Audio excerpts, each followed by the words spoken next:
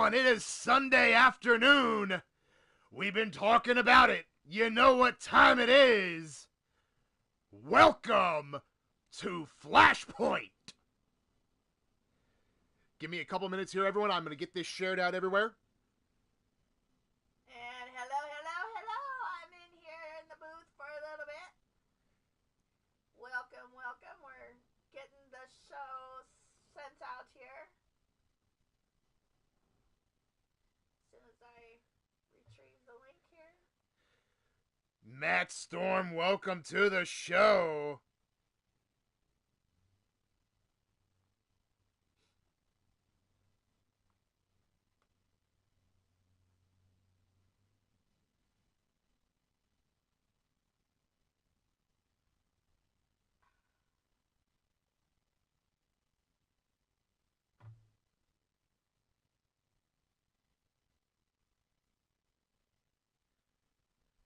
Clinton, Atticus, welcome both of you.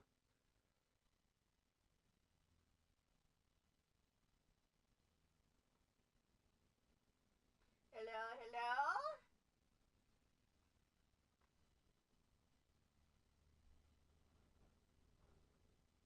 Says we are getting everything shared out here.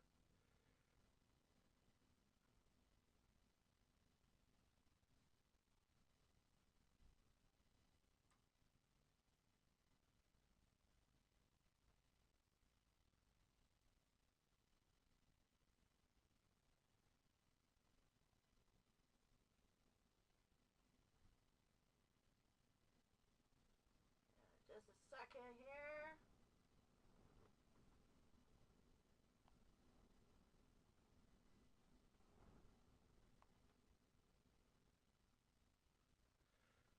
Whisper Bagwell, Azrael Black, welcome as well. Hopefully you have a good day at work there, Whisper. Yes. Be safe.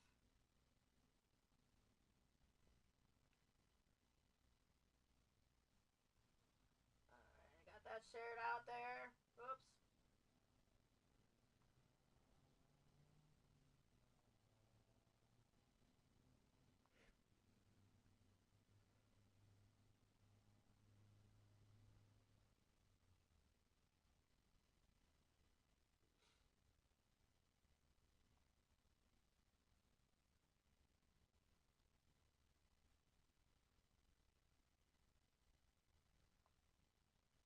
Thank you very much, Angelita. JW, welcome both of you to the show as well. I think I've got everything on my end shared out. Thank you guys for sharing out as well. Always appreciated. Giving it a couple minutes for people to make their way in here.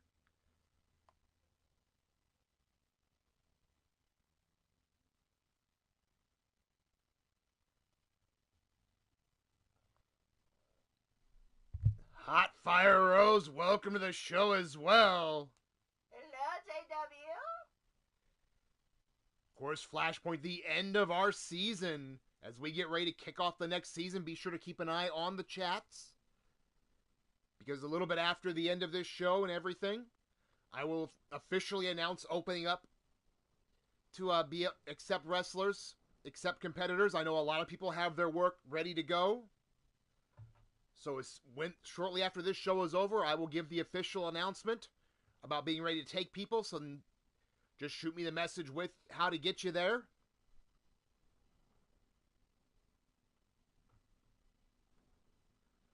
I have Rose and Puppet right now.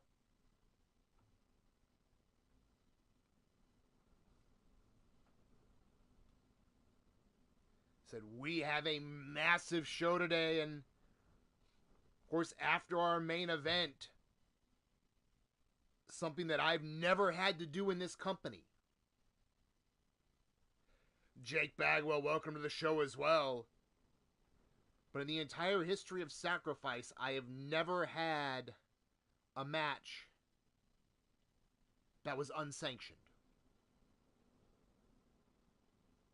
But with the level of brutality, the level of just disregard between Anska and Ghazi,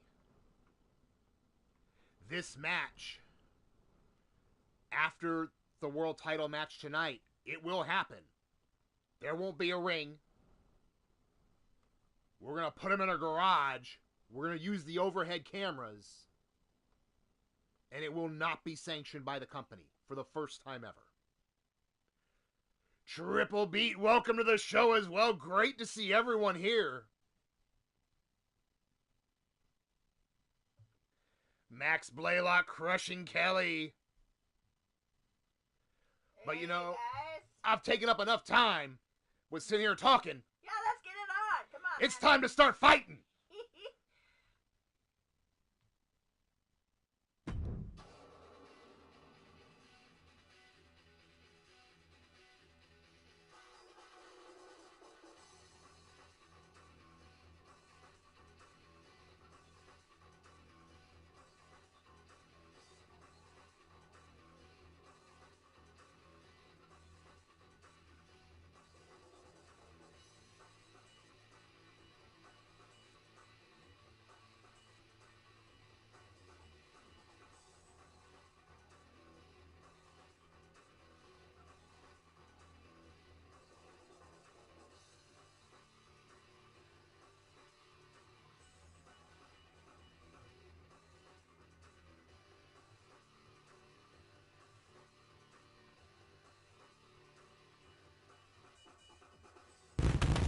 And ladies and gentlemen, we're live!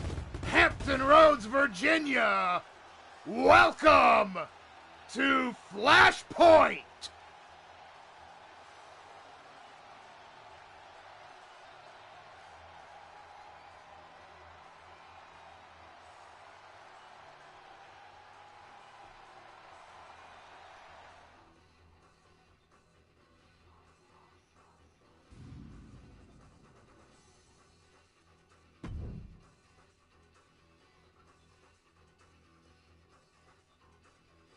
This opening match we saw last week, actually, on Sadistic Sunday.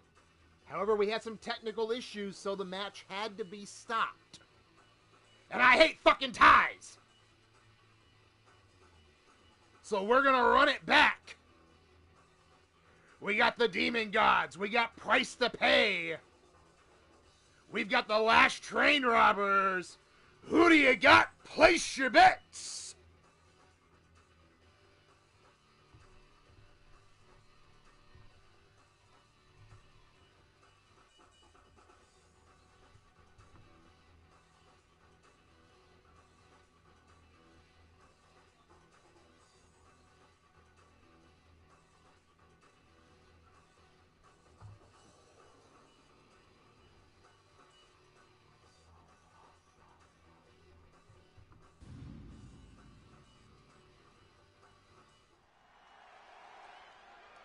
Ladies and gentlemen, the following opening contest is a 3-team challenge under elimination rules.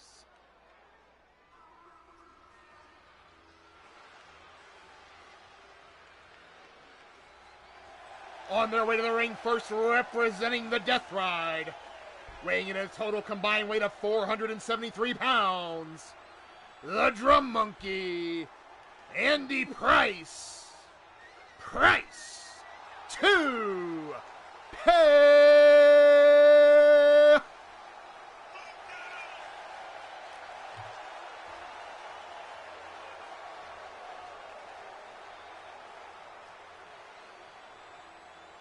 course, Andy Price, a former Iron Will champion, Drum Monkey, a former international champion. So these two competitors both singly have been successful. As a team, they've gotten an opportunity, fell just short, looking to work their way back to another one.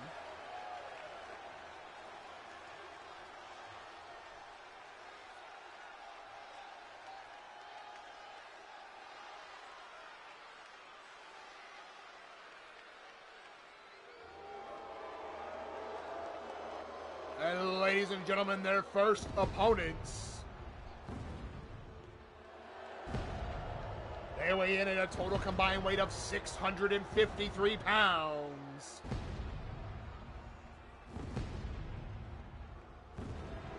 Ripper Springheel, the Demon Joker, the Demi, goods.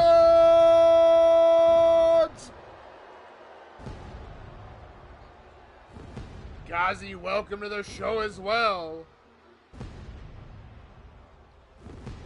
Another team here who have been right to that cusp as a team. They, in a couple of matches, took our current tag team champions to the limit. You know, all three of these teams would love to be the sole team surviving, kind of stake their claim heading into the new season for an opportunity at the tag team titles.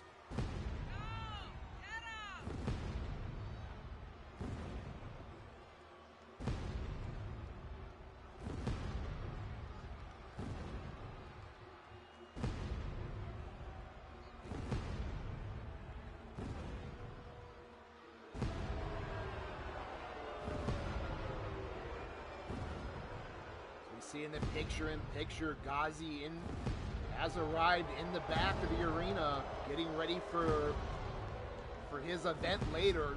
I said, not even going to call it a match.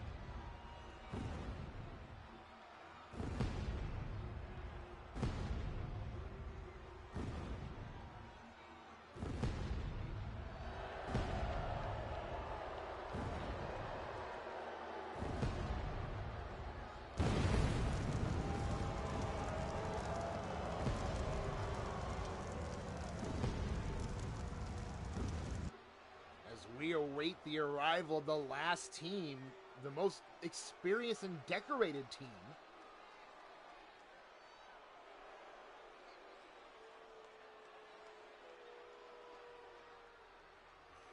Ladies and gentlemen, the last team on their way to the ring, weighing in at a total combined weight of 678 pounds, Wild Mad Outlaw, the D-Train, the last Train Robbers!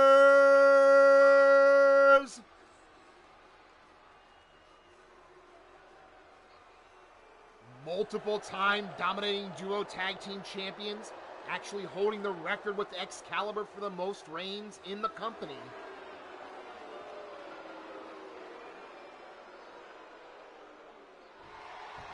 I will keep up with the action as best I can. Wrestling Mama, how you doing, sis?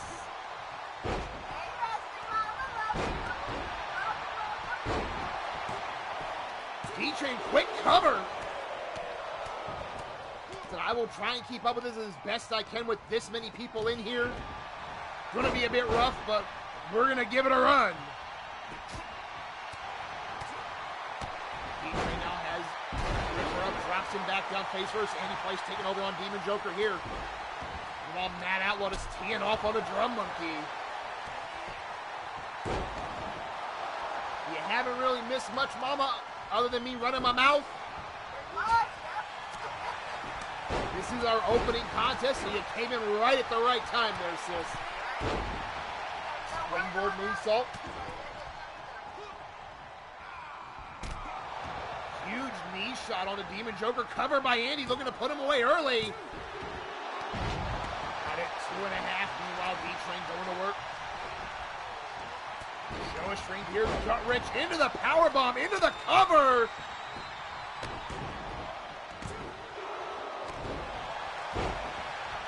Drum Monkey out is putting the boots to Mad Outlaw. And he's biting his fucking fingers. Dude, I've got fucking catering. It's free. Oh, and we have an elimination. Andy Price eliminated by the Demon Joker.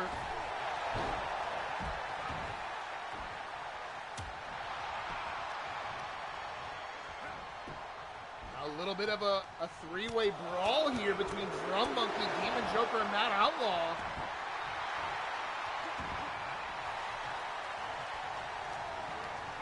Finally, Mad Outlaw sent over to the floor. Blaze McCoy, welcome to the show.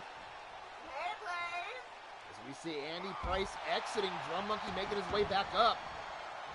It is not out of the possibility. Holy shit! Drum Monkey went from the top rope to the floor, but nobody home.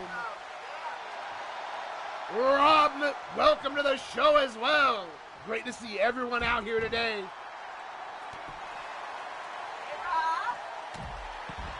Everybody on the floor fighting now. D-Train taken over by Ripper. Meanwhile, on the other side of the ring, Matt Outlaw going right at Demon Joker, but here comes Drum Monkey right back involved as well. Hooking him up, Russian leg sweep with that arm trapped.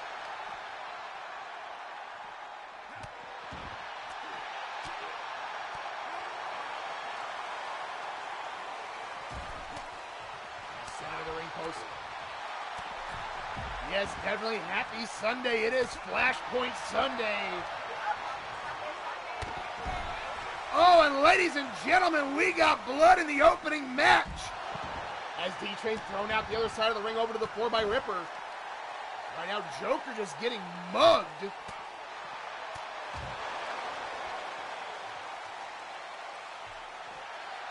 Right to the eyes by Ripper, going right back after D-Train as well. Slamming the back of his head on the floor. Joker, the minute he gets free of someone, the next one grabs him. It's a mugging on the other side of the ring.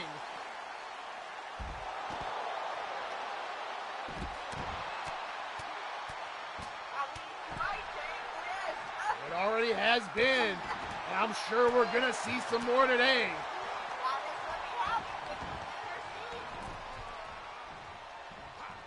Joker being put up all the way up. Powerbomb on the floor. Joker's gotta be about dead. In the ring to rip your face off and a cover. 1, 2, and D-Train has been eliminated.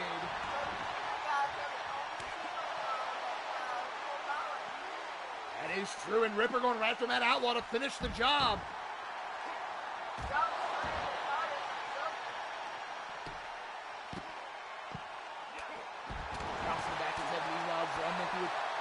Series of strikes, DDT! Matt Outlaw sent back into the ring, Ripper in pursuit. As Drum still just dismantling the arm and shoulder. Little suplex, Ripper has the crowd behind him getting going here. And now just bouncing the back of Matt Outlaw's head off the mat. Brings him up, hooks him up. Rip your face off. Cover. 2. No. Matt Outlaw out at 2.5.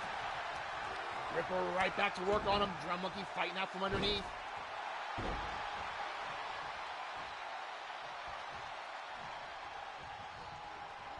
Hands on your front face lock. Vertical suplex takes over Ripper. Quick cover to follow it up. 1. And out at 1. Big elbow to the top of the head here. Now that reverse chin lock locked in, has that knee right in the small of the back.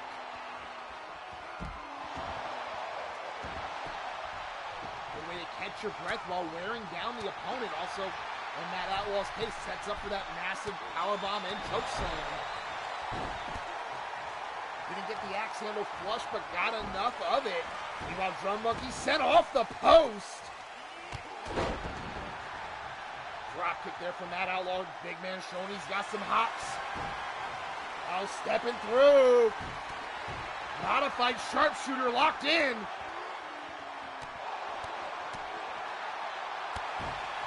Ripper, though, kicks his way out of it. Now Drum Monkey's trying to cripple Joker here. Cover now in the ring by Ripper. 1 count only. In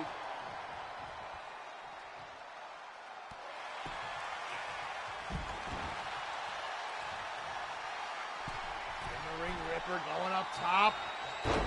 Big double knees right across the sternum. Laid in the right hands here. Oh, Joker sent in off that barricade.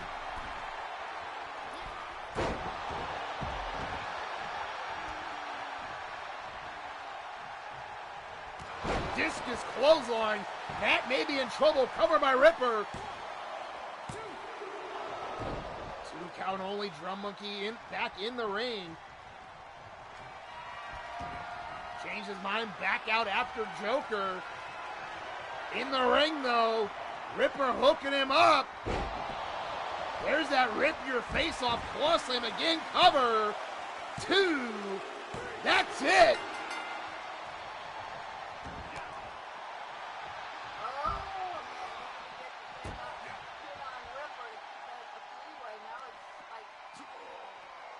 We talked earlier about muggings. I think we're about to see a mugging. But it's not possible to say that Tom could take out one or both of them and have it done.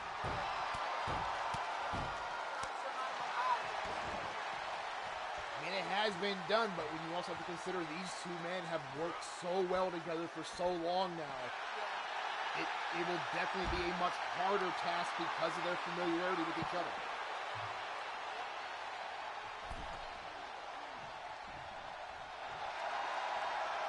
Again now, snapping down Demon Joker on the floor. I mean, this is an opportunity. If he can put Joker up against the barricade or something, get him isolated on the floor, and then go deal with Ripper, that might be his best opportunity.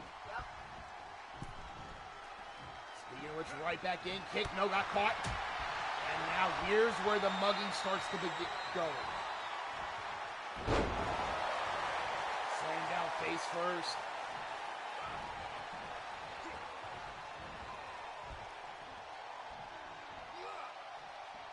Mythic Legends, welcome to the show. Coming out face rope first, right across the rope here. Oh, and a little payback for his partner as Ripper goes right for the arm of Drum Monkey. High up here, inverted atomic drop. But oh, wait a minute, here comes Joker. No, Ripper cut him off. Miscommunication.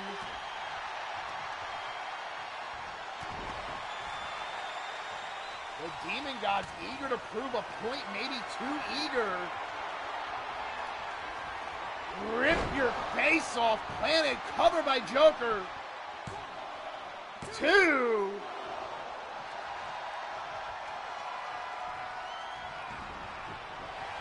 Quick roll out, oh no, wait, and again, miscommunication, both men eager to end it. So far, might be to their detriment as Drum Monkey fighting back, takes out the knee.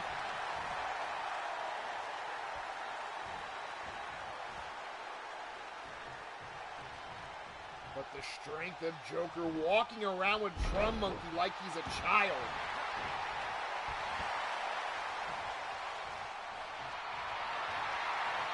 And Drum Monkey is a former international champion, which we'll see that title defended later on tonight. You see the blood on Drum Monkey, and Ripper just teeing off right on that cut. Trying to open him up even further. Now just ripping at the face here.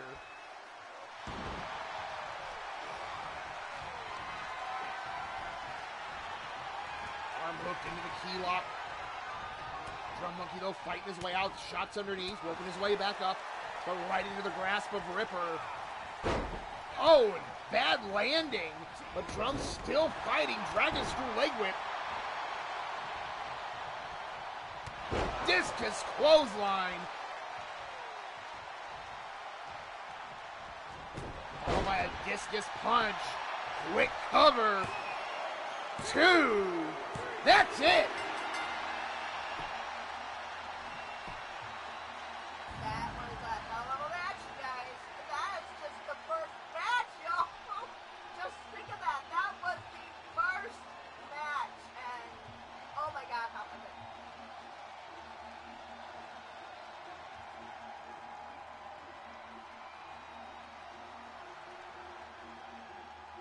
Action fast and furious everywhere.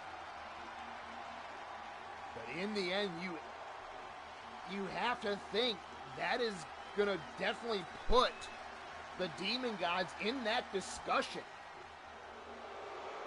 As ladies and gentlemen, your winners, the Demon Gods!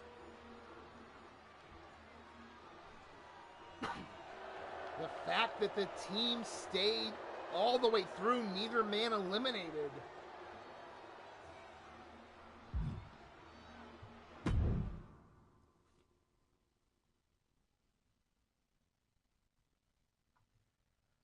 Our next match on deck, this was a challenge set out by Goddess to all of these women.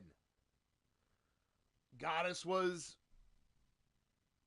a little bit mystified that no one had sent out a challenge to her at all, or multiple people hadn't challenged her. So she took it upon herself to challenge the field. 8 women, elimination rules, knockouts only.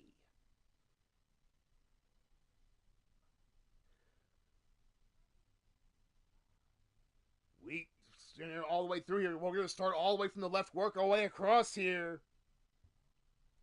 We have Rebel Outlaw, Carmella Springheel, Crusher U-Taker, the Goddess of Pain, Juniper Springheel, Steffi, Bubs and Rose. Who do you got? Place your bets!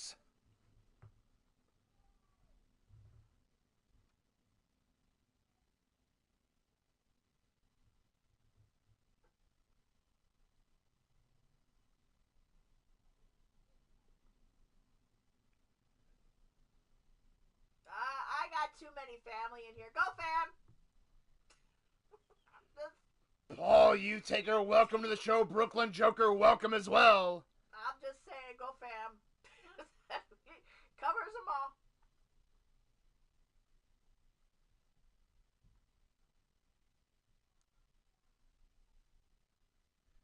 Joker, your match was just going on if you wanted to look back on that. But here we go down to ringside. Ladies and gentlemen, the following contest is an 8-woman elimination match. Eliminations occur by knockout only. The last woman standing will be your winner. On her way to the ring first, representing the house, weighing in at 168 pounds, standing at 6 foot even, the Goddess of Pain.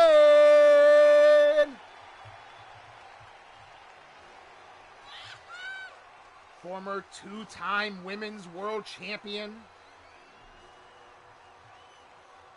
You know she will have a close eye on that match later tonight. Our co-main event. I say the barricade for them with a fucking barricade for them, Wycliffe.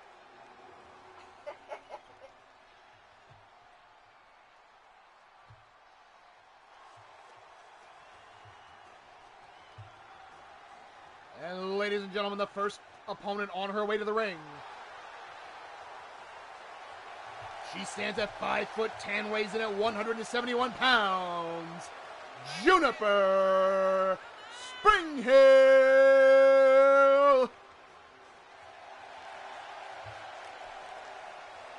Juniper recently returned to the company, has been on quite a roll so far.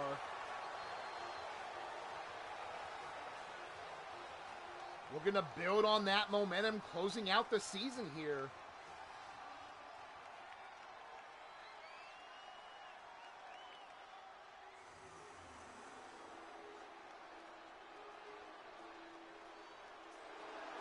And the next competitor on her way to the ring, standing in at 6 foot tall, weighing in at 150 pounds, Crusher U-Taker. The wife of Paul U-Taker, second generation superstar, the daughter of Susie the Elf, has had her share of ups and downs. We're going to close out on a high note.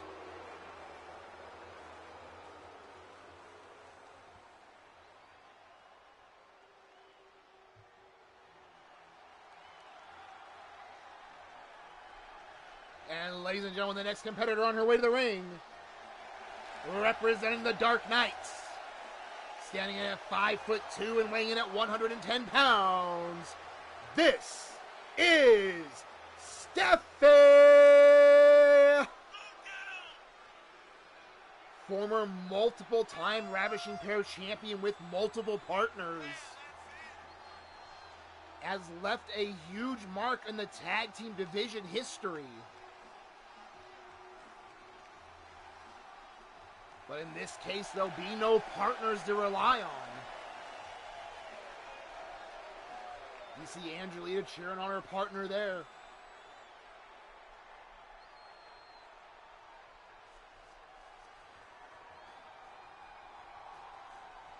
Ladies and gentlemen, the next competitor on her way to the ring. She stands at 5'8" and weighs 142 pounds. Carmella Springhill.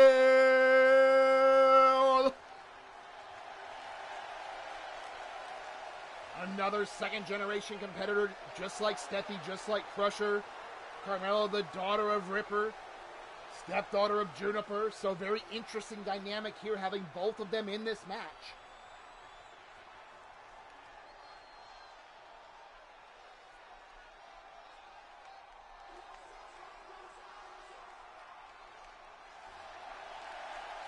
Ladies and gentlemen, the next competitor on her way to the ring.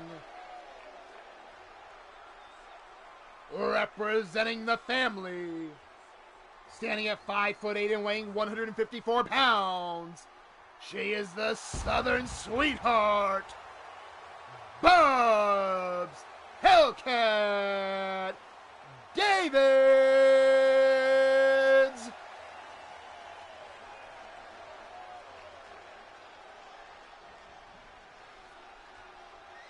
Bubs, who recently got a win over Goddess,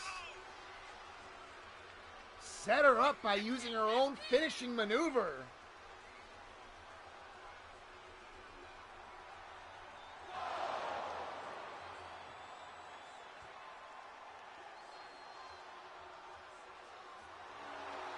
I was not surprised at all to see Bubs on the name of list of competitors from Goddess after the last match last week.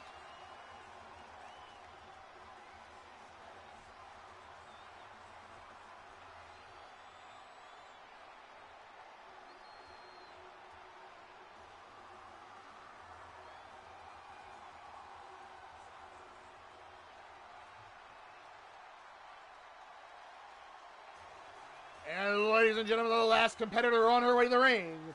Standing in at 6 foot tall and weighing in at 150 pounds. Oh no, excuse me. I missed one. Whoops. Standing at 5'8", weighing 142 pounds. Rebel Outlaw. My bad. Shit happens.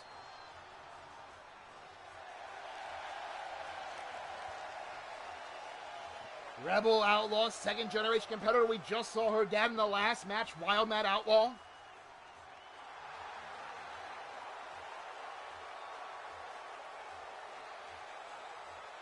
Michael, welcome to the show as well, and no, you wouldn't.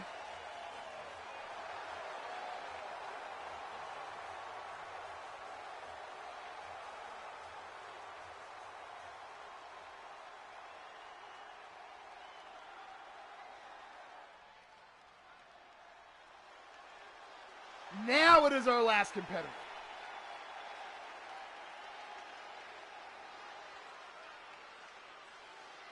Ladies and gentlemen, the final competitor on her way to the ring.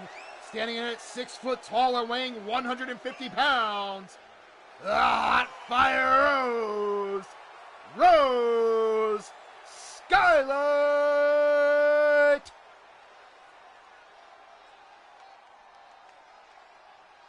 Rose making her way to the ring here. Rose, one of our newer signees towards the end of this season, has definitely made her name known in a short time.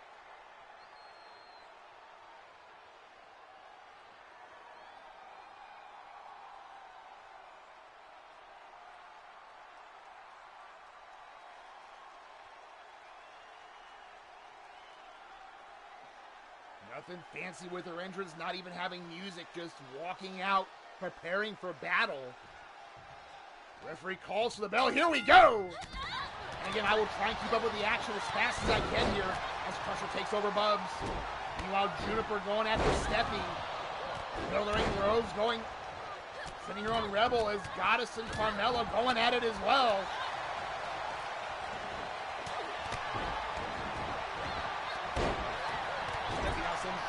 corner looking to take over here. Puts her in their face first.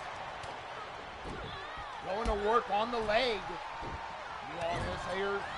Hurricane Rana takeover on Bubs by Crusher. Those two know each other well. In the ring, Carmella still working on Goddess. Rebel ducks the kick. Steppy double knees into Juniper. So I will keep up as best I can with not only the action but eliminations. Goddess over the top to the apron here. Carmella now the right hand. Meanwhile, speaking of right hands, Crusher laying him in here, and then a standing moonsault. Carmella with one as well on the Goddess, and a second. Those two fighting out on the floor. Rolled over by Bubs, German suplex. Stepping off the ropes, flash kick to Juniper. Now Rose teeing off with Rebel. Super kick under the chin. Now here, wait a minute. Springboard Bulldog, Bubs is out. Crusher with the first elimination. Standing Spanish fly to follow it up.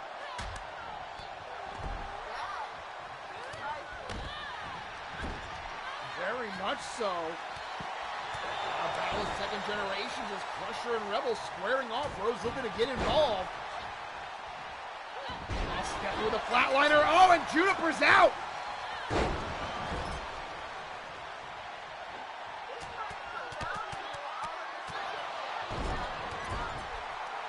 At this point, Goddess might have something to say about it right now. Has the advantage on the floor. Military press. Oh, just dropped Carmella face first. Well, wait a minute. Oh, there is that splash. Caught Steffi flush.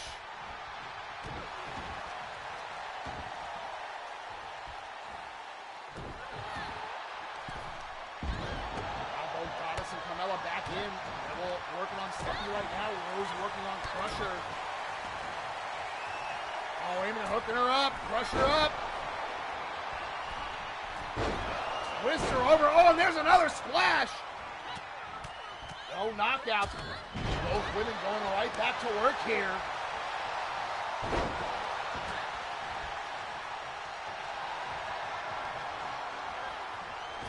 Rose now sends Crusher off the ropes. Both women colliding. Hurricane Rana dropping over Rose here. Now Bubs going to work on Carmella.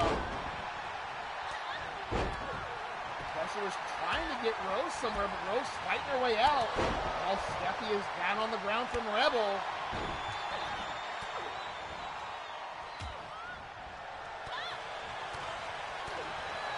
Rose now sent into the corner now by Carmella. Rose following in pursuit here as well. Goddess laid out on the mat, finally stirring. Carmella right back after her. Rose that spinning kick right under the chin.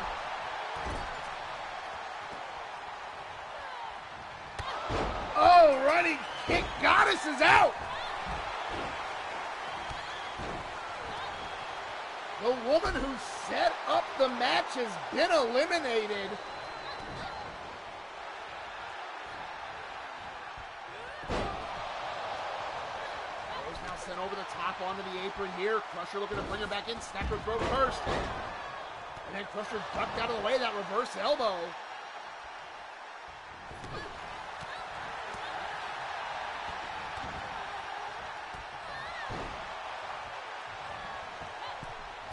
Now Crusher dropped down face first. Big splash by Rebel on the Steffi. Rose getting a little bit of a breather in the middle of the ring. Now going after Steffi as well. Oh, and there's that inverted splash. Steffi is out.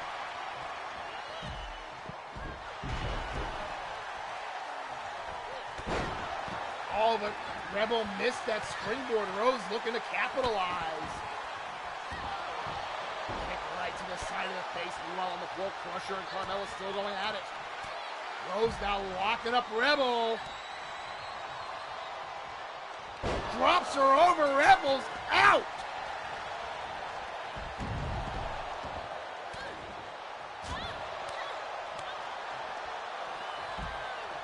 All three of them on the floor here. Kick to the small, right across the shoulder blades almost.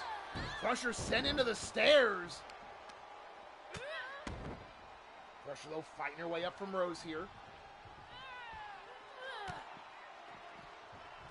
to send Rose, but Rose caught herself before catching the stairs. Meanwhile, Carmella moves back in, has Crusher up, Crusher fighting her way out with those short elbows. Sent into the apron, though, by Rose. Now Rose tastes the stairs by Crusher.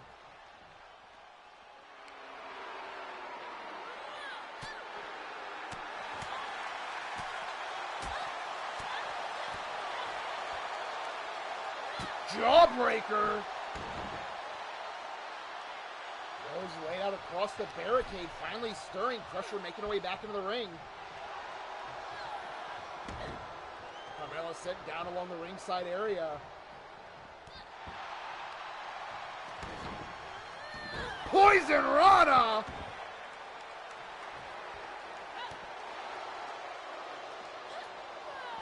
And another one!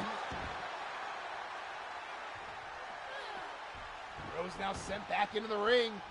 Carmella in pursuit. But Rose was waiting on her, scoops her up on the shoulders. Discus punch right under the jaw. But Rose turned right around into the arms of Crusher here. First on the top rope, down goes right after running Hurricane Rana.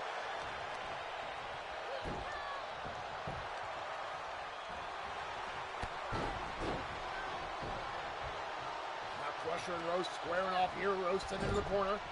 Crusher making her way over, going right after her. Changes her mind, went to go after Carmella. Carmella with that running kick. And then one to Rose. Rose is out. We are down to the last two. Another kick under the jaw of Crusher. Crusher, though, still in it.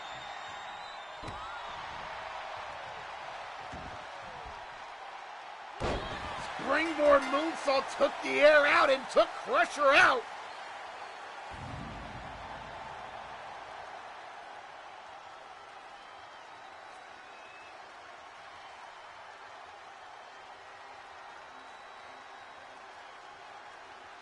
Talk about a hell of a challenge set up by Goddess. Oh my God.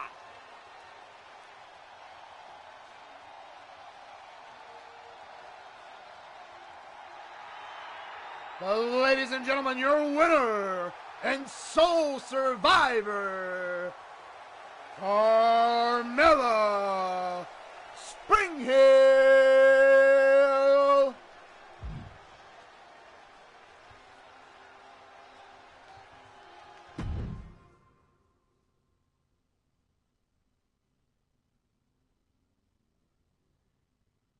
As we get ready for our next match, there you see Joshua Utaker, Tiny Boy, hugging Carmella, celebrating their win. Our next match was another open challenge, actually set up in one of the episodes of Sadistic Sunday. Azrael Black called out for anyone to meet him inside a Hell in a Cell. Under knockout rules, immediately JW jumped up and accepted.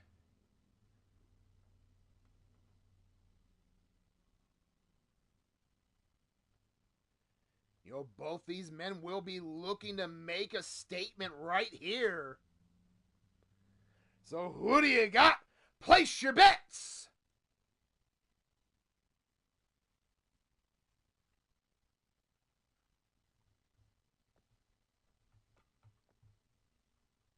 JW said he's been on the sidelines for too long. It's ready to go. Angelita calling the fucking barricade for the win. Jake going with JW for the win. I would leave the fucking barricade for the win because somebody's going in it, on it, around it, or through it. I swear. Well, maybe. Depends on if they bust through the cell. This is true. Atticus going with his brother Azrael for the win. Well, Azrael's been trained in Hell in the Cell. He better have not forgotten all those training sessions, and he will go through the cell and up to the top. So, we'll see. We'll see. But here we go, down to ringside.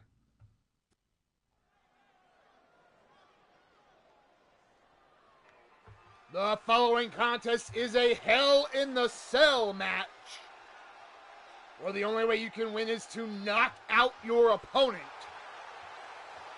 And it's scheduled for one fall. On his way to the ring first, standing at 5'10" and weighing 235 pounds, the Dirty South Outlaw, J.W. Caliber!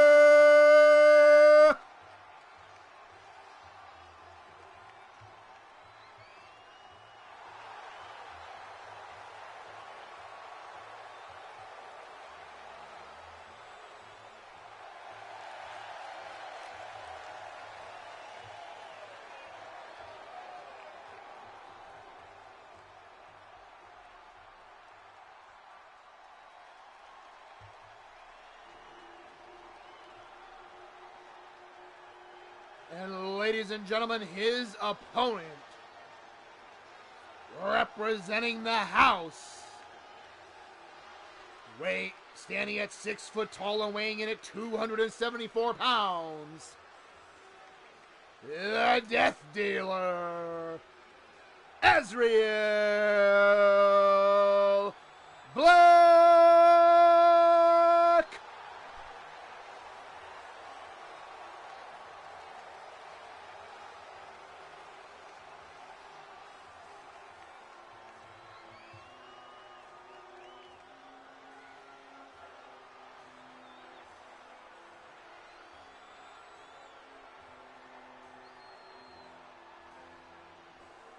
Azrael issued a challenge.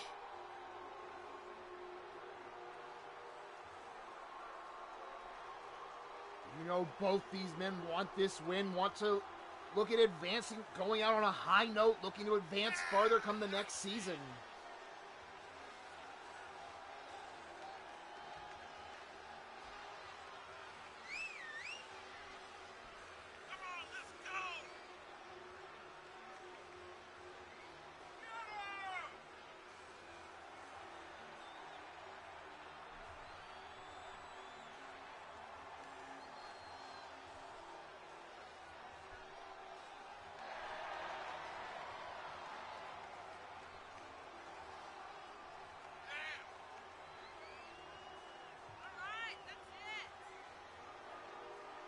Again, something about that lantern seems to have some sort of a hypnotic effect or a channeling effect.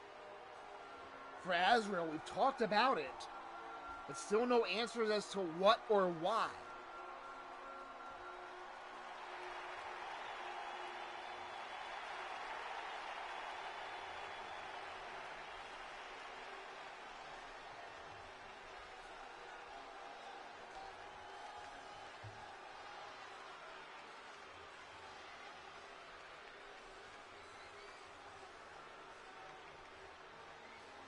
Again, a quick glance at JW, and then looking again back at that lantern from across the ring.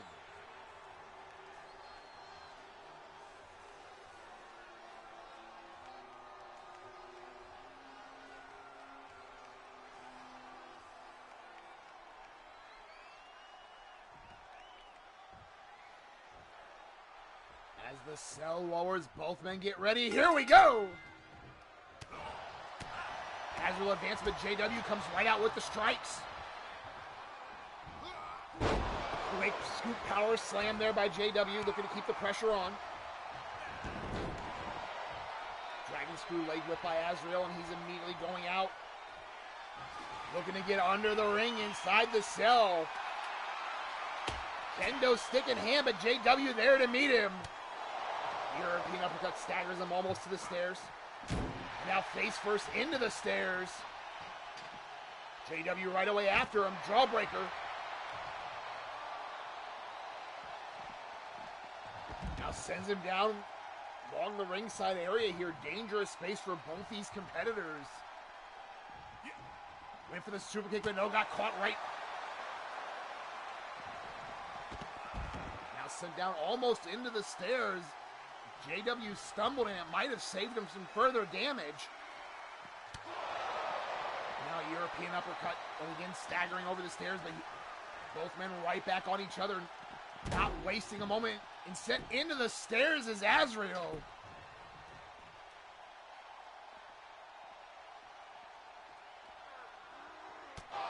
European uppercut again. And again, sends him down by that area. These two men content with just beating the daylights out of each other on the floor here.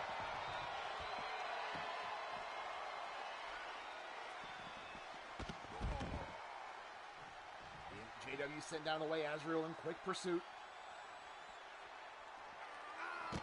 Jawbreaker again by JW, looking to keep the advantage back here. Sends Azrael back into the ring. Follows him in, has the wrist trapped here. Knee shot to the jaw.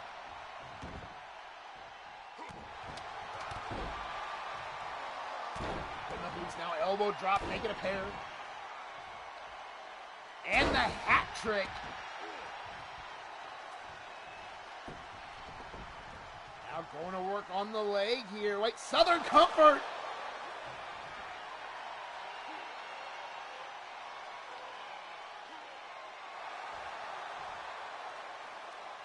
Trying to get him to pass out. Tap outs won't matter, but you can cause enough damage for them to pass out. Comes Azrael back. Wait a minute. Oh, and there's that knee shot. Both knees on the back, driving him face first. Now picks up the kendo stick. Oh, got caught. JW with the kendo stick now. Shot to the ribs with it, going right to work. Azrael tried to roll out a way, but one right between the eyes, making a pair. 3 for 3. Finally, Atticus gets it away from him, but JW still in control with that reversal. No, reversal by Azrael here. German suplex, dumping him over on the back of his neck. Picks him up. Right to work on the arm. Drops him down with that shoulder breaker, then turns it into a Fujiwara armbar. Again, submissions don't count in here.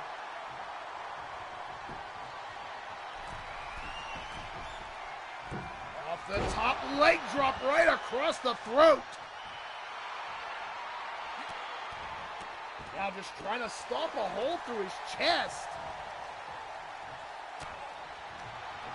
JW catches the punch. Nice judo throw and takedown. And again, Azrael back up, fighting back. There's that quick shote. Brian Hernsberger, welcome to the show.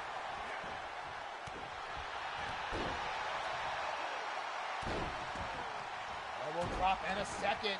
Oh, a little tip for tat. Going for the hat trick on JW now. Now locking him in. Another armbar locked in, but again, submissions don't count. The best you could hope for is to make him pass out.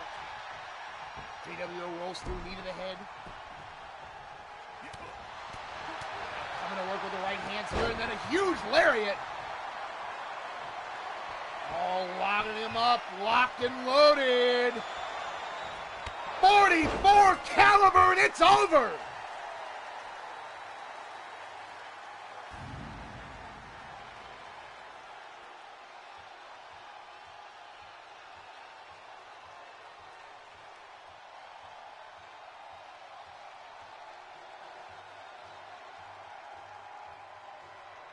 There you see it on the replay, it locked and loaded, and then that 44 caliber knee shot.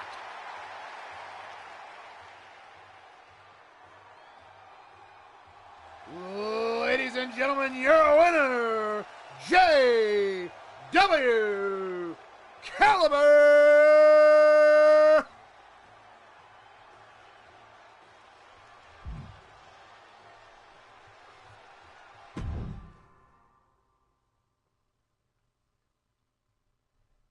As the men exit, we're going to get ready to lower the cell again because now it's the ladies' turn. As we have Crushing Kelly Black versus Lady Devil. Who do you got? Place your bets!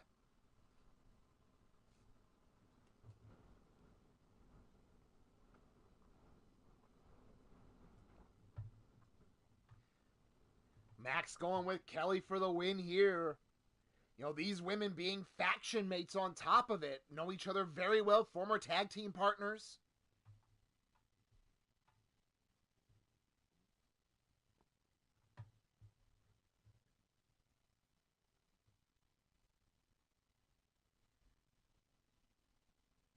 So the big question is, will the familiarity be a blessing or a curse for these two women?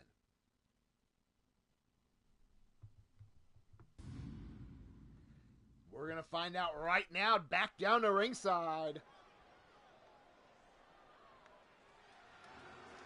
Ladies and gentlemen, the following contest is a Hell in a Cell match and is scheduled for one fall.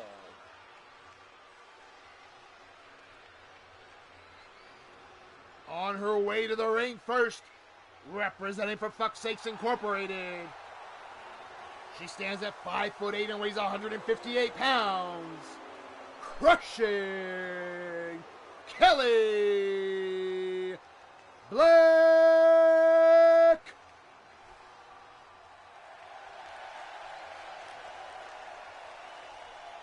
I mean, that you did, JW. There was no breaking of the cell, so made it a lot easier on my end.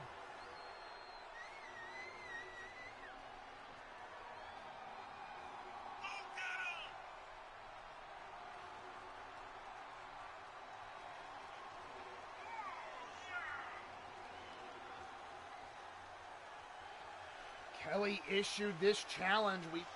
We had her on the air on the pre-show last night as looking to not only win this match, but stake her claim in the women's division.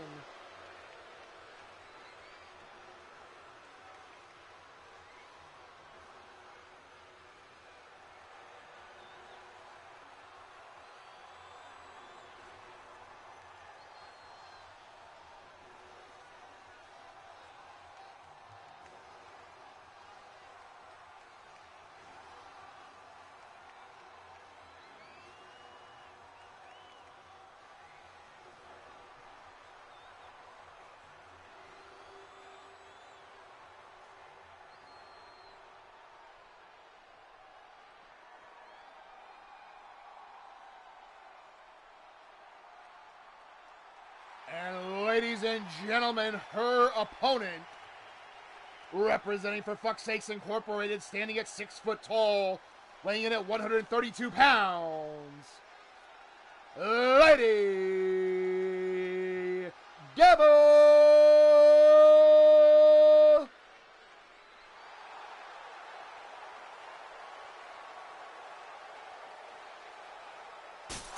Oh, come on, what the fuck?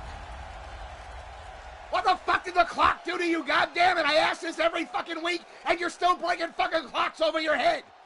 The fuck? That's right. Gonna concuss yourself before you even get in the fucking match.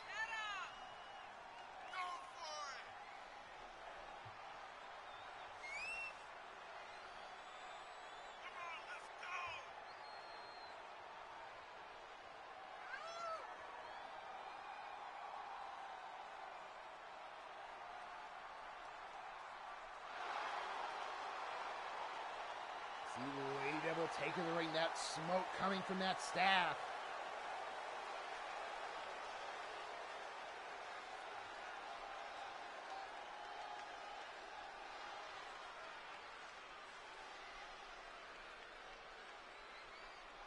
But it means I don't have a match. Both these women in the cell, lower down, here we go. Pinfall or submission here. Backbreaker and a second one by Kelly. Now tossing Lady Devil over like a sack of trash. Looking immediately to follow up. Flipping off the crowd already, or maybe the ref. Kelly going out, going underneath the ring. Lady Devil already there waiting for her. As Kelly with the kendo stick threw it in the ring, and Lady Devil is right on her. Sends Kelly into the side of the cell. Kelly fighting back, European uppercut of her own. Reverse elbow by Lady Devil. And another European uppercut. Both these women just trading shots with each other. Willingly drop kick. Sends Kelly into the other side of the cell. Kelly, here she comes fighting back on her own. Now it's time for Lady Devil to taste the steel. And again.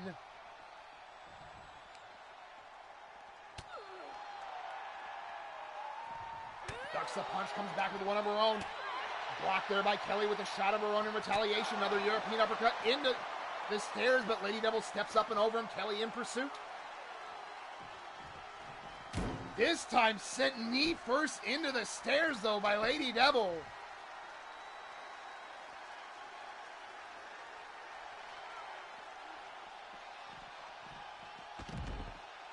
Lady Devil now sends Kelly down the side of the rampway here. And for a drop kick, no, Kelly sidesteps. And a headbutt right to the bridge of the nose.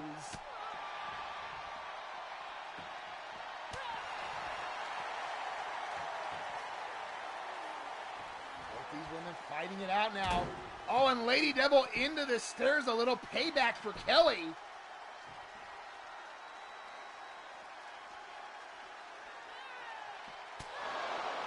European uppercut staggers Lady Devil. Kelly right back at her. Oh! Massive kick caught her right flush. Now sending Kelly into the stairs herself. These two women more content on being on the floor, beating the hell out of each other.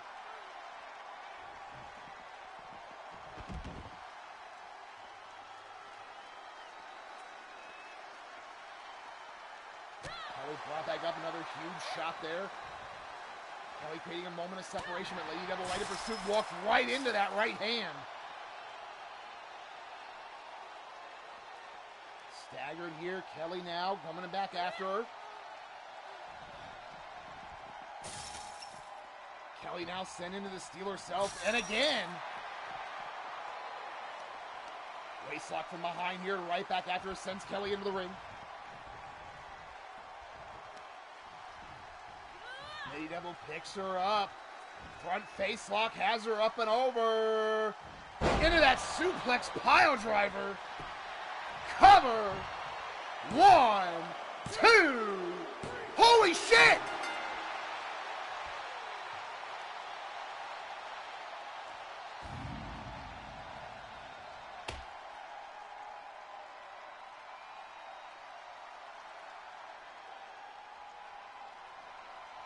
These two women brought it. You could tell they both had a plan to use the cell and the environment to damage the other. And as soon as they went back into the ring, almost like Lady Devil set her up, put her in, and then immediately went for that suplex pile driver. But ladies and gentlemen, your winner, Lady Devil!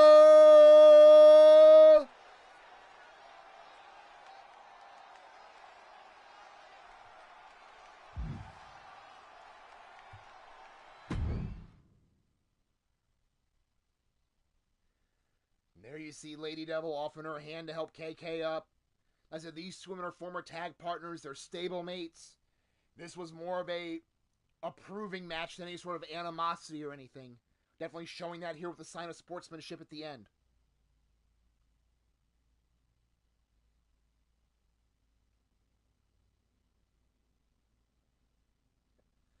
As you see Kelly now, both women standing there. See, and these are the moments you like to see in these type of matches.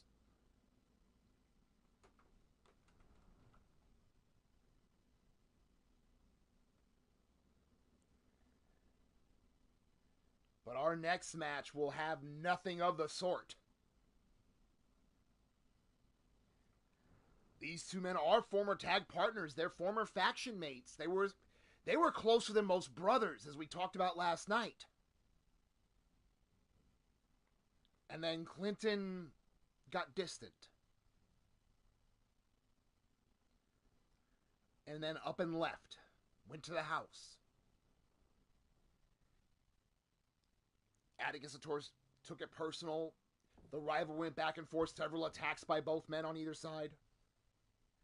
Atticus was injured in a loss for his international title, has been on the shelf for a while, finally medically cleared to come back and immediately issue the challenge.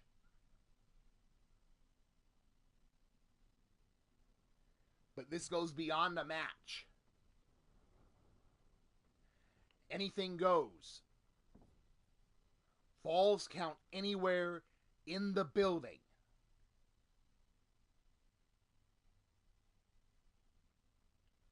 We have Atticus Black. We have Clinton McCleary. Who do you got? Place your bets!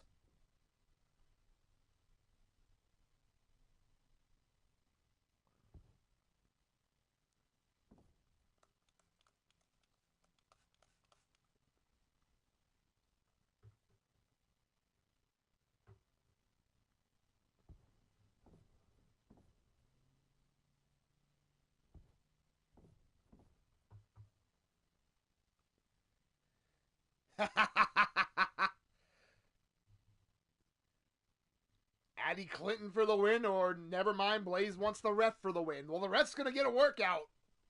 At least I hope so. Here we go down to ringside.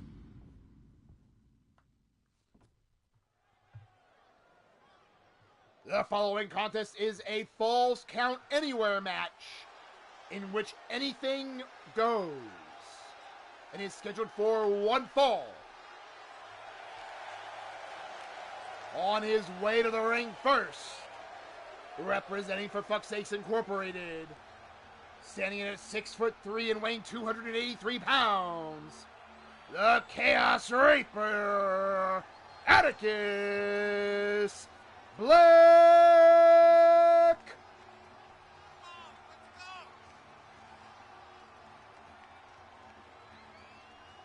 New look for Atticus Black making his return.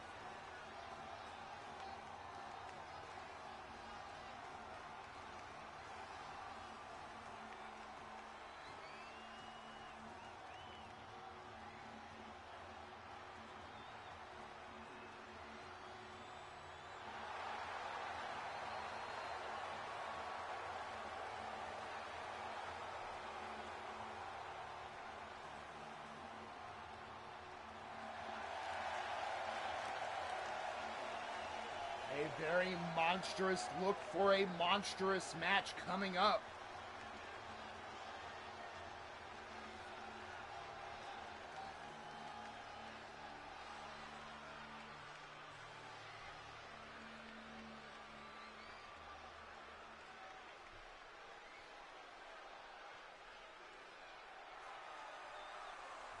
And ladies and gentlemen, his opponent, representing the house, he stands at 6'3" and weighs 270 pounds, the Pope of Dillagath, Clinton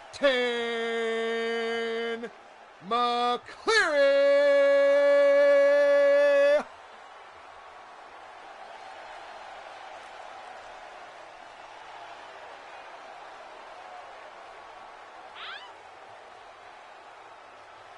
Like we said in the intro, two men that were closer than most brothers. Now set to leave everything through the arena because the pinfall can happen anywhere.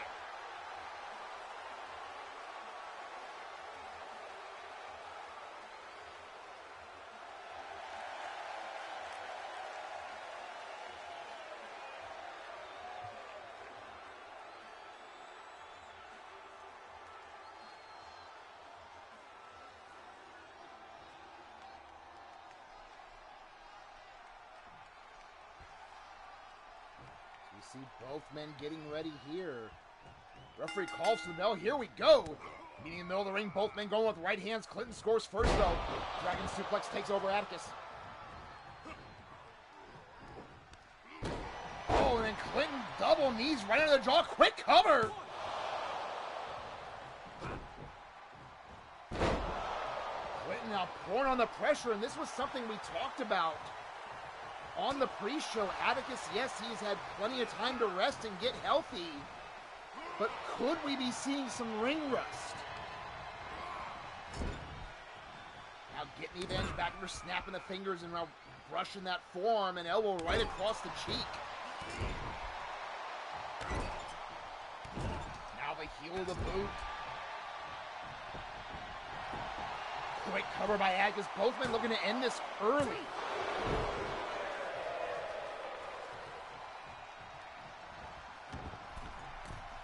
Atticus now second rope. Looked like he was trying to time that double axe handle, just mistimed the jump. Instead, eats a face full of turnbuckle with snake eyes, and that's what I kind of was referring to, that maybe the timing may not be there. You can train, you can spar, but it's not the same as the actual in-match environment.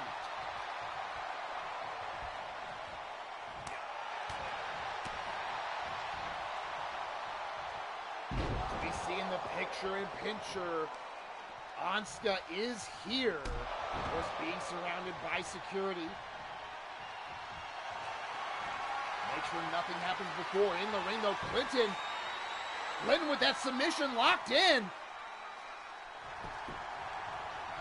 Atticus so quick to escape.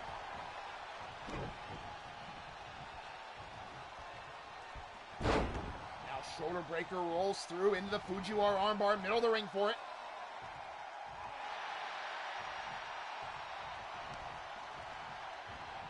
And again, right back to that shoulder, stepping through and snapping it down. All of Atticus's weight right on the shoulder.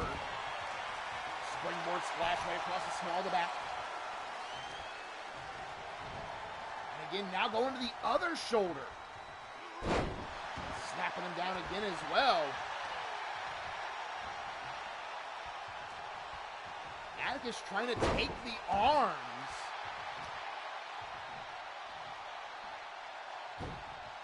Oh, now has him grapevine up into a submission hold. Atticus going with a physical dissection of Clinton here. No ducks the kick. Rolls through, has him up. Oh, suplexes him over. Off the ropes, coming back. And ladies and gentlemen, we got blood. Atticus busted open. One count only, though.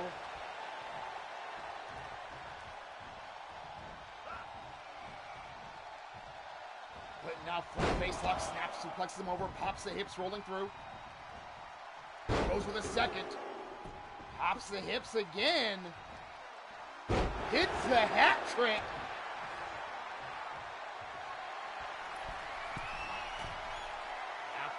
Up to the top, elbow to the heart, into the cover, 2, no! Clinton can't believe it, arguing with the ref, 2 7/8. Oh, again, right back into that tamer maneuver.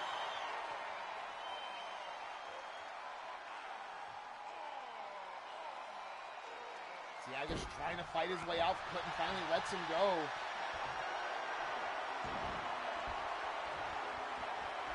Clinton now setting him up, kick to the ribs.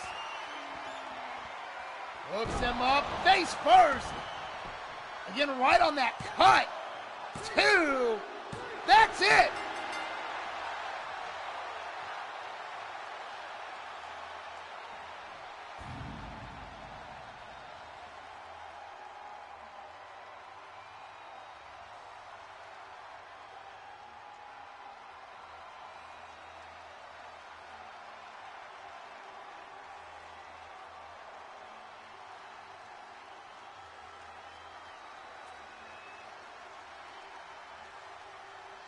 Neither man chose chose to take her to the floor, instead kept it in the ring. Maybe a little psychological playery for the other one.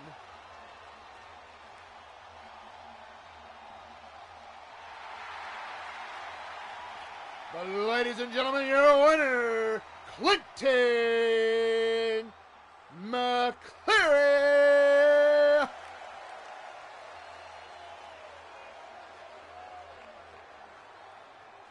Hard-fought match by both men, but it seems after the blood, Clinton just kept pouring on the offense.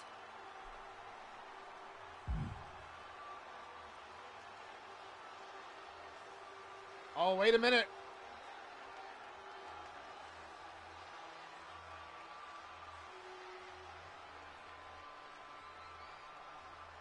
Clinton with a handful of skewers.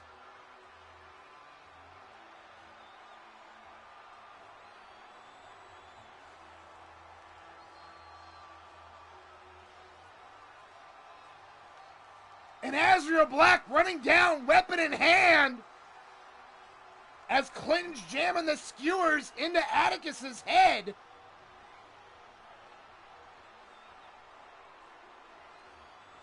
Holy shit!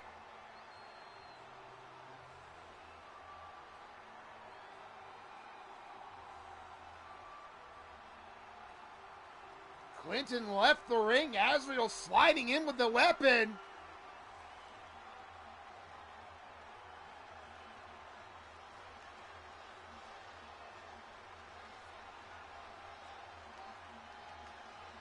Is still bleeding, skewers in his head's getting a weapon himself.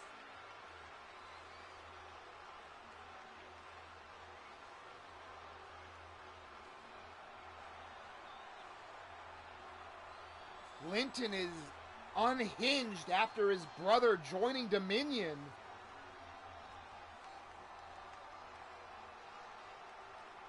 Atticus in pursuit, but he's got skewers in his fucking head.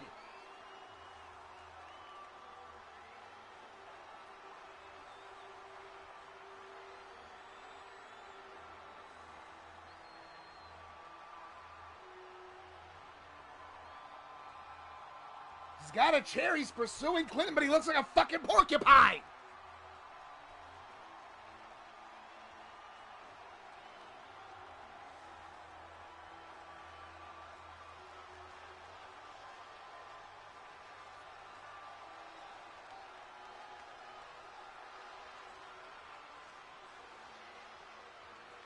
We will get more on this story as it develops.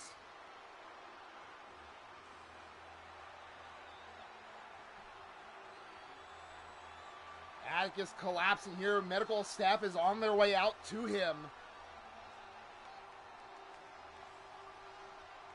His wife Kelly heading over as well.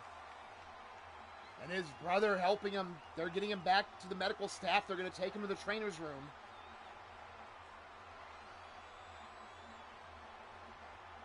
If we get more developments on this news, we will be sure to bring them to you before the broadcast ends.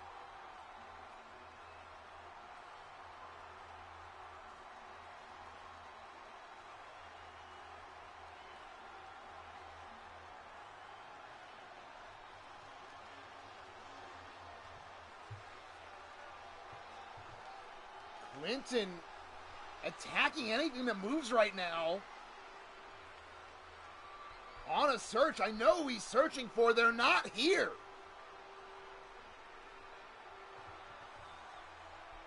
Dominion was barred from the building under threat of being fired.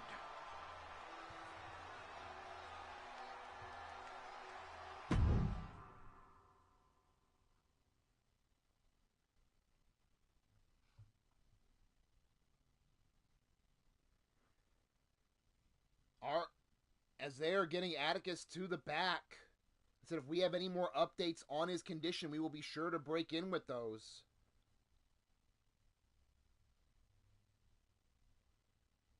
But our next match is a bittersweet match.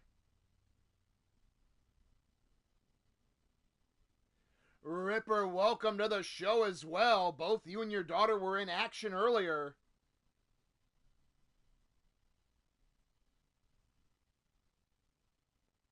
as well as your wife.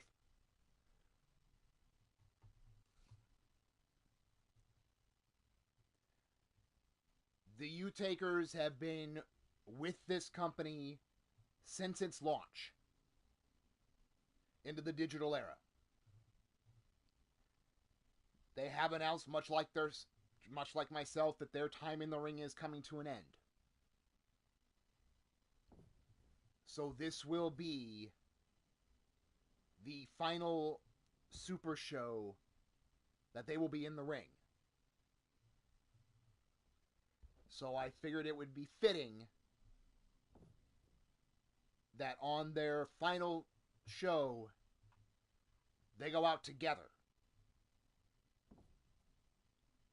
And when I looked over the roster on this, because this is a match that I put together myself,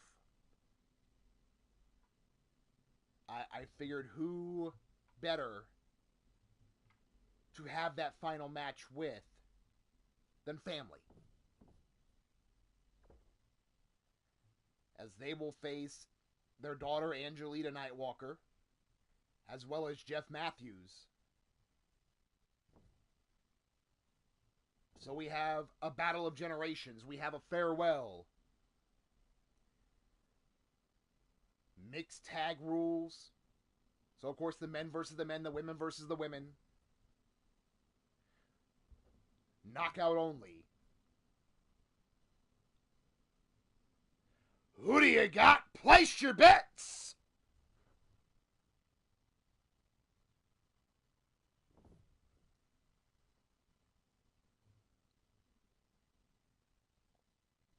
And if folks get ready to place their bets, I need a fucking beer!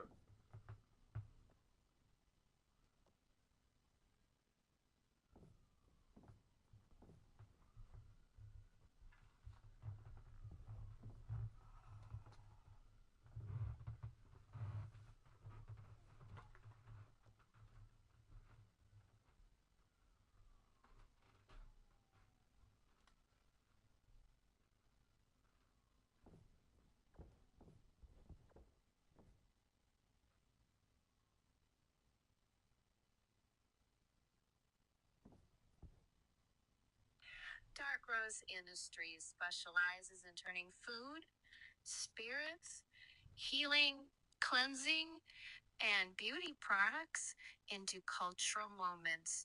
Our heart and soul is building these brands with great company values, producing great products, while striving to build worldwide cultural brands. We are achieving this with our 4 companies: Mystic Potions, fine perfumes and colognes for both men and women, voted Brand of the Year last 3 years by the Fragrance Foundation. Witching Hour Wine and Spirits, fine liquor from wine to beer, voted Brand of the Year by Whiskey Magazine last 3 years. We have also partnered with Bagwell Incorporated to bring you even more variety of fine liquor and beer. Enchanted Emporium, holistic spiritual healing and cleansing products, voted Brand of the Year by Elix Magazine. We have also partnered with CNK Enterprises, given even more holistic food and soul cleansing products.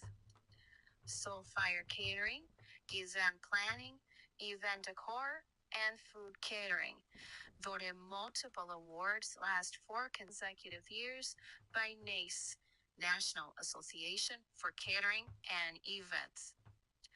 Dark Rose Industries, as an industry, has been awarded Industry of the Year by Time Magazine last 4 years. As you can see, you would be hard-pressed to find a more superior industry brand than Dark Rose Industries. Contact me, Angelita U-Taker Nightwalker, CEO, today for all your holistic beauty, food, fine liquor, and decor needs. Dark Rose Industries, we're here to raise your spirits. And ladies and gentlemen, we are back. here we go down to ringside.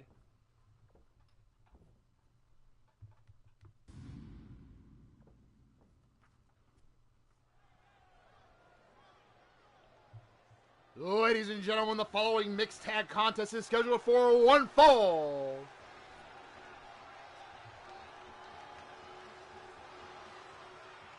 Which the decision can only be won by knockout. The first team coming out here, they have representing the Dark Knights at a total combined weight of 499 pounds. Heaven and Hell.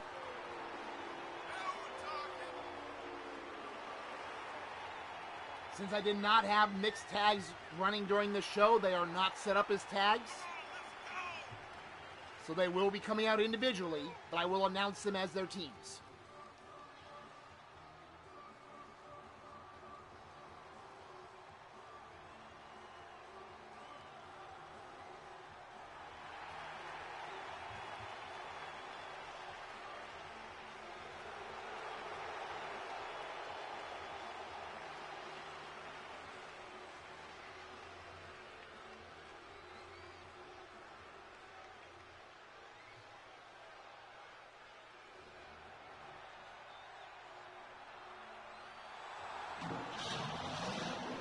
And making her way to the ring, his partner, the feisty tiny one, Mrs. U-Taker.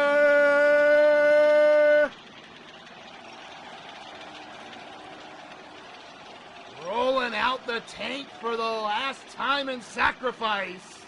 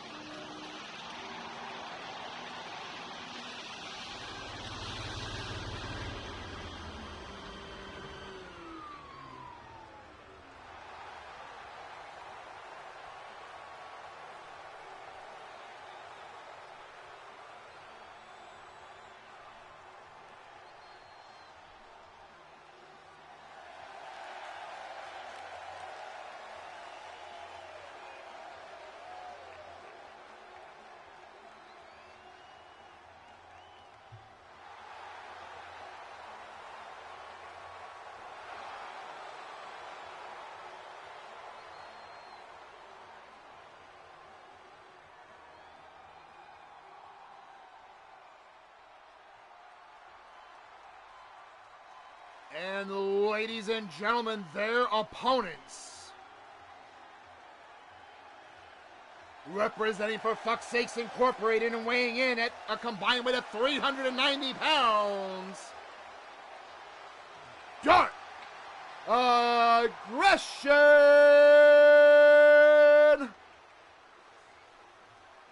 Jeff Matthews making his way out to the ring first here.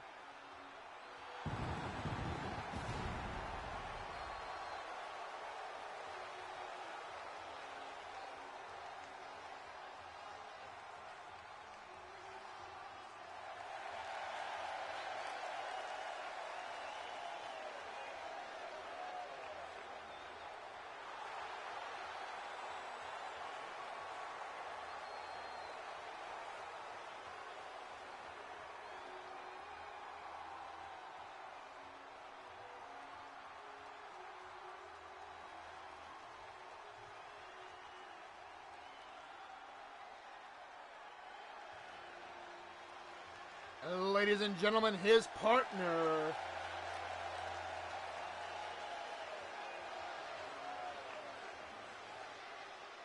Angelita U-Taker Nightwalker.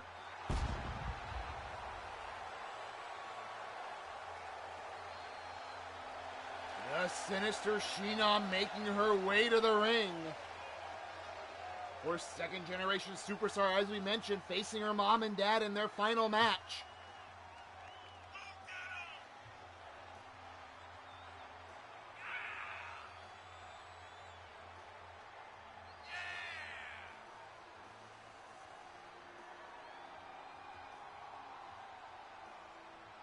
This match, the men will face the men, the women will face the women, as standard mixed tag rules go.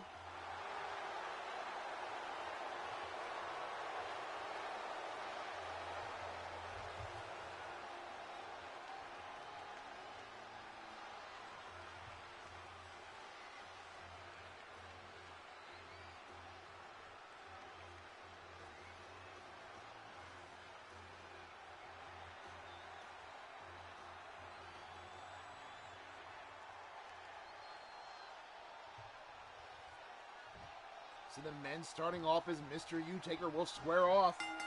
Right here with Jeff Matthews, middle of the ring tie up here. Mr. U-Taker with the advantage. Coming in with the strikes early. Chopping down Jeff Matthews in that knee to the side of the head. Now putting the boots to him.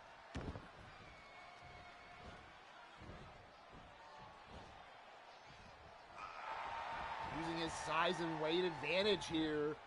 Double knees across the back, keeping Jeff Matthews on the ground. Jeff Matthews definitely the faster of the two.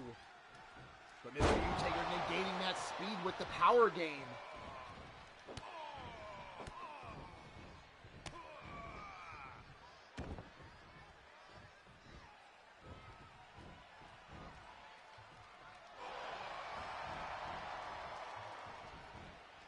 Double knees again across the back. Jeff Matthews has not been able to get out of the box so far.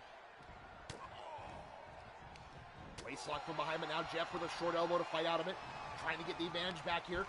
Sends Mr. U over the top to the floor. Hesitated a moment and then followed him out, going to work on the leg.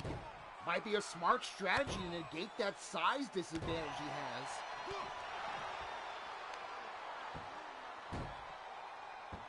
Head scissor locked in on the floor, elbow right between the eyes.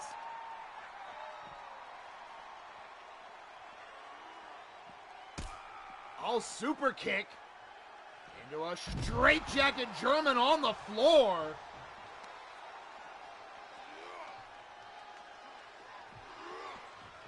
Now Jeff sends Mr. U-Taker knee first into the stairs again, looking to negate that size and power by going to work and take out the base.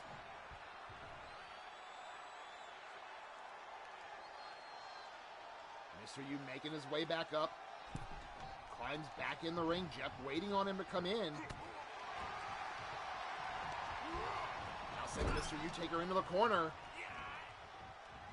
Looking to follow up here. Up off the ropes into a bulldog.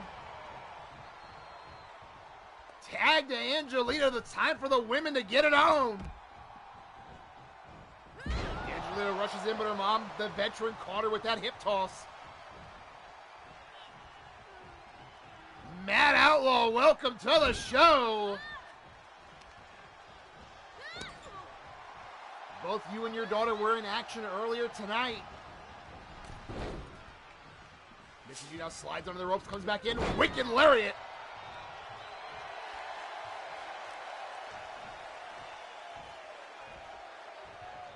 Both women meeting again there. Mrs. U scoring with the shots. Waist lock from behind, spins Angelita around. Scoops her up on the shoulder. Taking her over, hot shot on the top. Quickly brings it back up, kick to the ribs. But Angelita quickly springboard elbow, got some separation with some offense. Was looking to take her towards the corner, but no, Mrs. U fighting out with those short-range elbows. Looking to kick, but got caught. These women obviously know each other so well. And Mrs. U sent to the floor, Angelita in pursuit.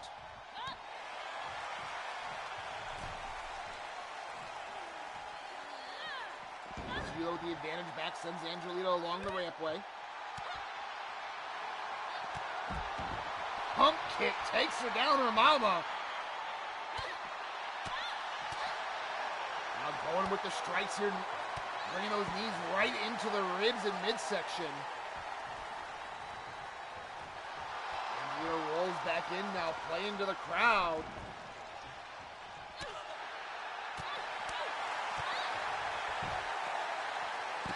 Dragon screw leg whip though. But obviously with these two women being mother and daughter, you're not going to surprise the other. Juniper, welcome to the show. Running knee for Mrs. U right on the side of the head of Lita. Your match was earlier on today if you want to go back and see that as well.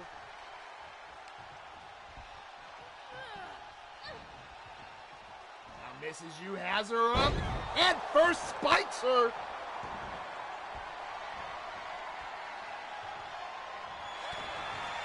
Kick to the ribs. We've seen this a million times over the years.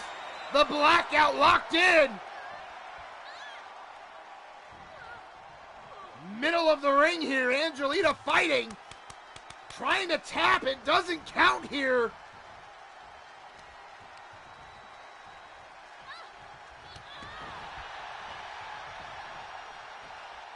Tag back into Mr. U. The men squaring back off. Jeff runs across.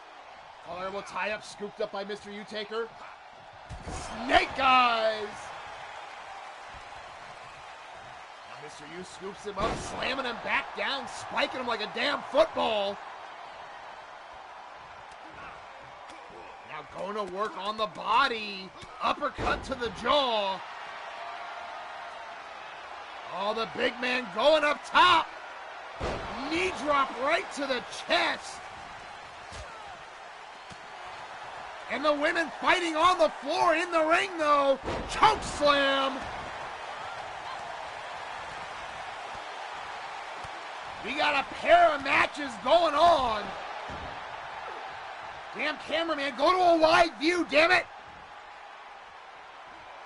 Is anyone in the truck fucking listening to me?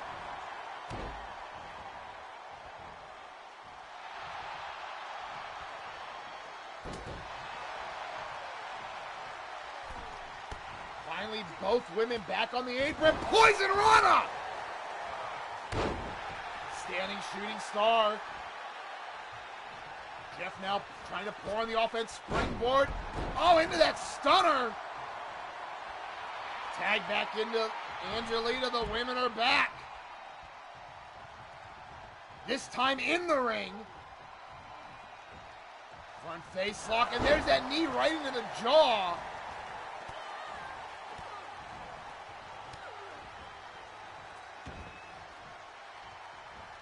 Angelita tying up Mrs. U here. Keep her on the ground to possibly avoid another one of those chokeouts. Drum Monkey, welcome to the show. Your match was earlier on in the show.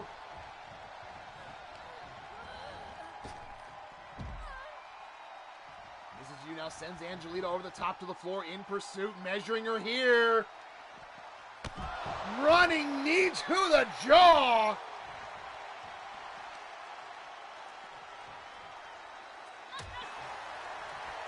Going to work on the body now, scoops Angelita up on her shoulders. Knee under the chin, German suplex, folded her in half.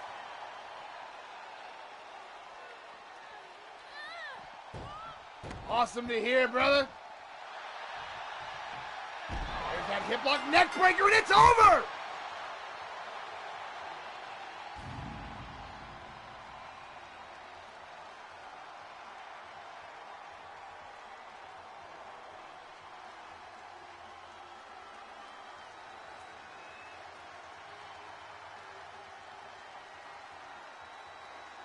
There you see it on the replay, that hip lock neck breaker on the floor.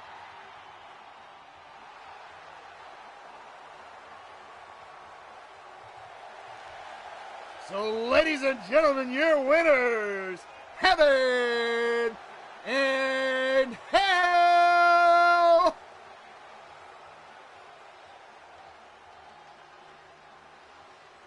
again, thank you for your time in this company, for what you've done for this company. And there's my baby.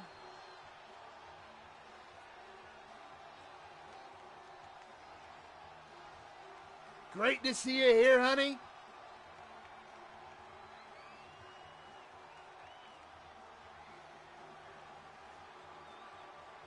But to Mr. and Mrs. Utaker, thank you for the time, for the memories,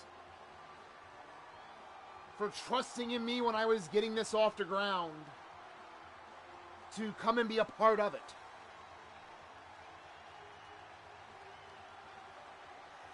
Ladies and gentlemen, give it up one more time for Mr. and Mrs. Utaker. Let's hear it.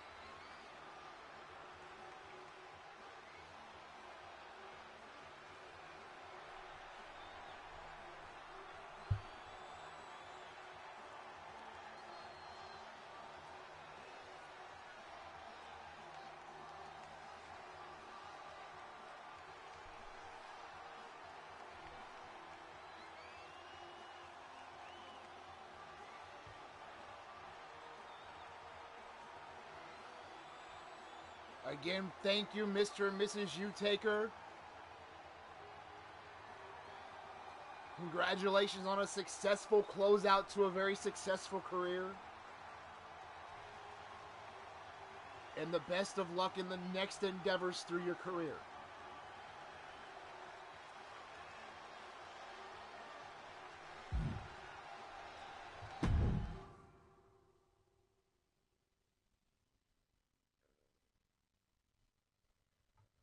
Ladies and gentlemen, we're halfway home.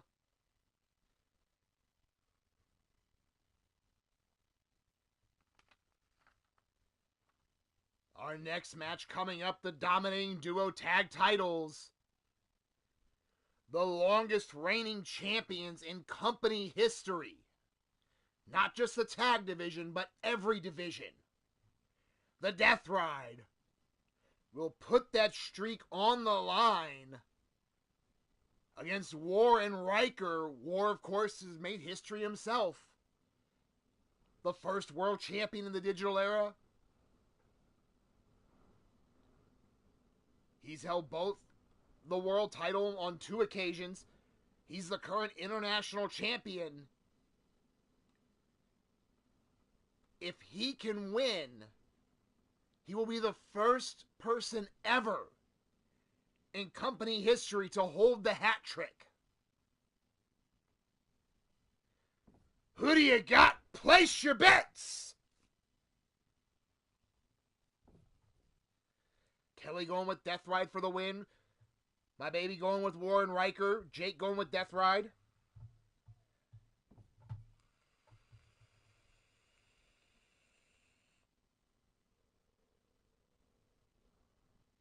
And I am getting reports here. Apparently Clinton has skewered one of the attendants and set his own fucking car on fire.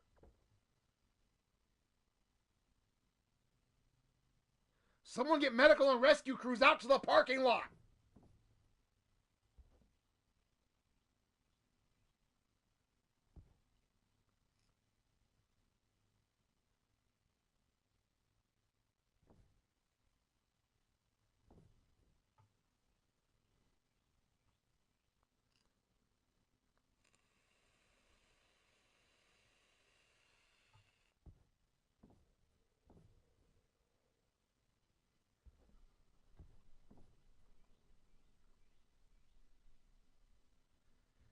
Here we go down to ringside.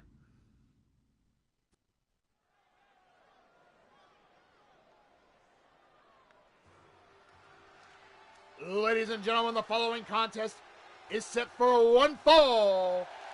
It is for the dominating duo tag team championships.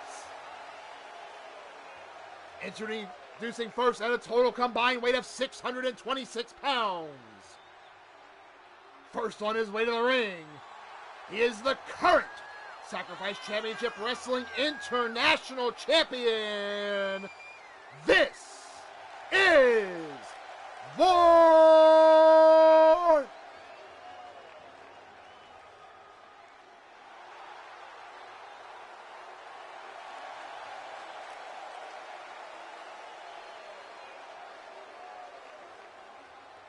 Of course, War will be defending that title later tonight. The question is, will he go into that match as a double champion?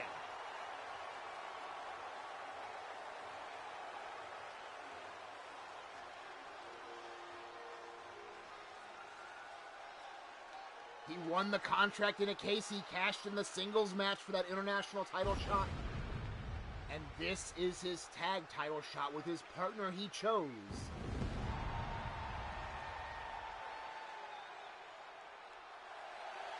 And ladies and gentlemen, his tag team partner. This is Riker.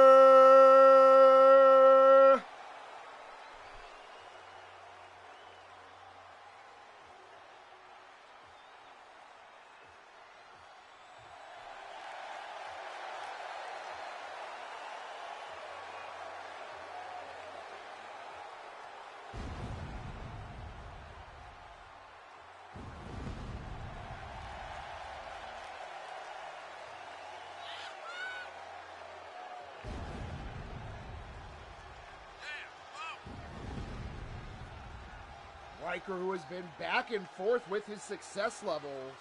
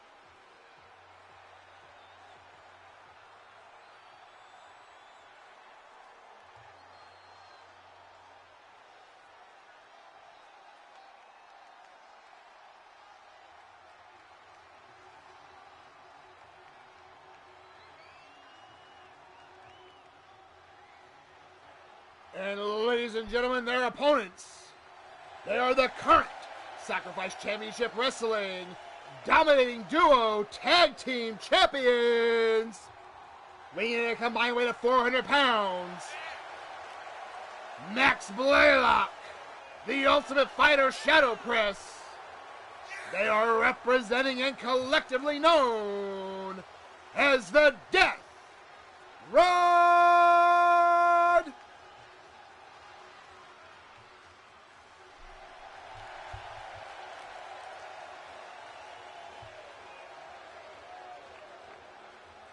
The Death Ride putting history on the line.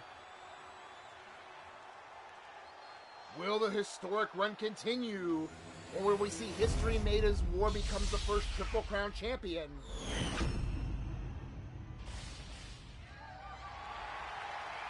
As you see the challengers ready.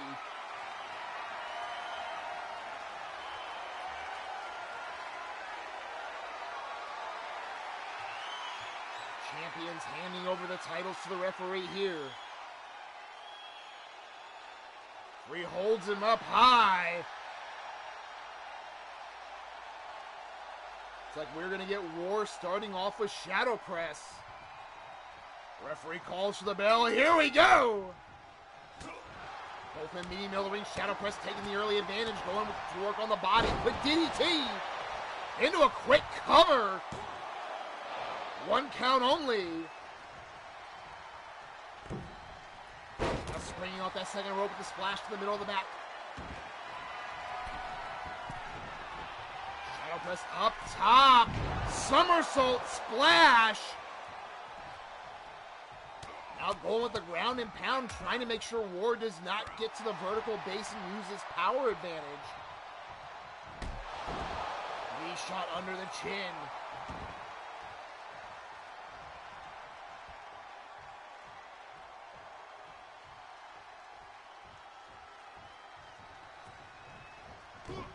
Shadow Press right over back on War again. Basement DDT again, following up, keeping War on the ground. Tag into Max Blaylock. As he will look to keep the advantage. Backbreaker, snapping down here. Play into the crowd, not watching War. War with the diving tag. Here comes Riker, collarable tie-up.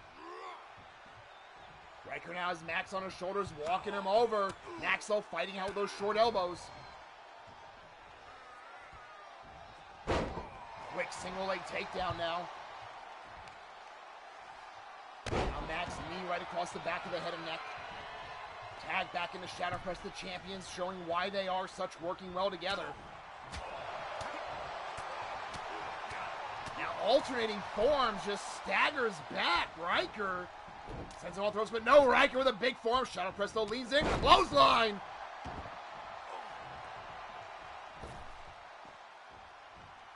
Tag back in, the champions keeping the fresh man in. Max now going up top. Elbow drop right across the heart.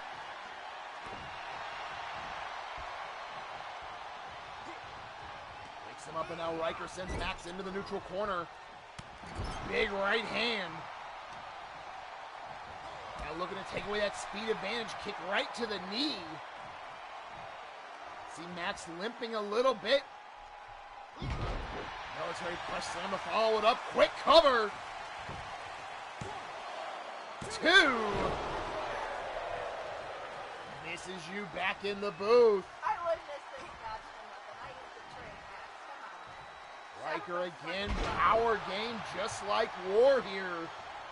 Big press slam going up top. Shadow press coming over. They're going to try to distract Riker. Not happening here. Double axe. No, Max out of the way.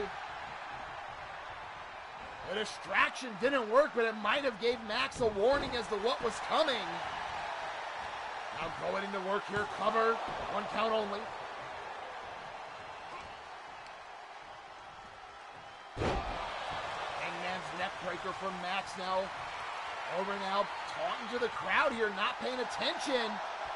Diving tag, here comes War. Max tried to run at him, but War stopped him.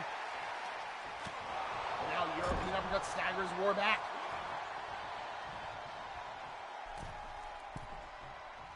As War in the corner, trying for that hanging sleeper, but War's feet are barely off the mat. Oh, but wait a minute. Step through. Sharpshooter locked in.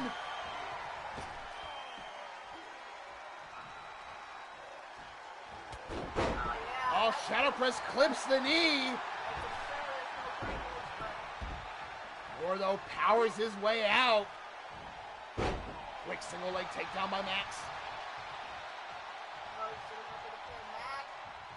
Alright, good. Tag in, here comes Shadow Press. Right now, War in a 2-on-1. Shadow Press just lighting him up with those chops and punches. Off the ropes, running knee, and ladies and gentlemen, we got blood. Shadow Press now looking to keep the advantage, lining him up, running kick. Cover, 1, 2, that's it.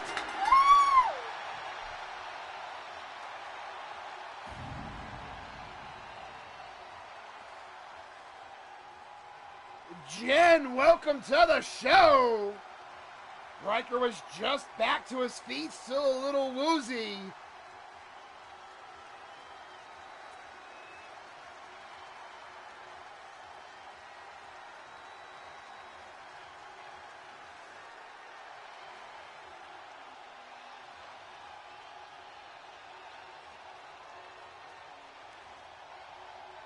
There you saw where Shadow Press took out Riker. As Riker just getting back to his feet, trying to wipe his eyes, shake the cobwebs.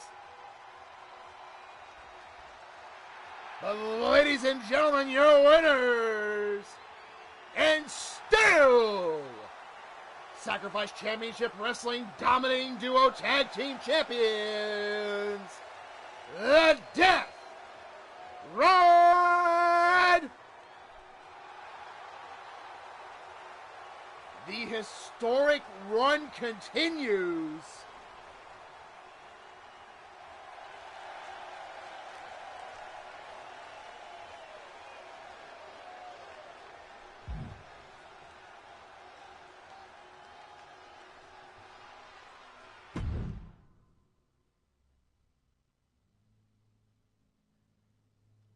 It was the men's turn. Now it's the women's turn. See the Death Ride helping up War, and good show of sportsmanship.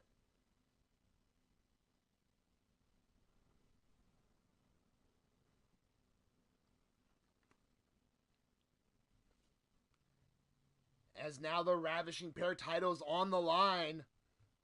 A team that, and as I said last night, myself included, did not give a lot of chance in the silent death. I mean, brand new tag team with a brand new wrestler coming in. Not a team you expect to make a run like these women have. The current Ravishing Pair champions look to continue to defy the odds as they face a very established team in the Blackhearts, and it looks like the Blackhearts, from what I hear, are bringing back up. The Blackhearts originals in the company. They left for a while, made their way back, looking to claim what they call the respect they feel they deserve. They feel they earned before and nobody gave it to them. So we have the Blackhearts. We got Silent Death. Who do you got? Place your bets. Ivy's in the corner now. I'm sticking with my favorite. I'm going with the Blackhearts. That could be the X Factor. They got Ivy in the corner, and she's going to be barking some things. If they listen and pay attention to her, as they always do in training, that could be the advantage. Ivy, of course, the longest reigning Intercontinental Champion, which a title we will see defended later tonight. My honey also going with the Blackhearts for the win.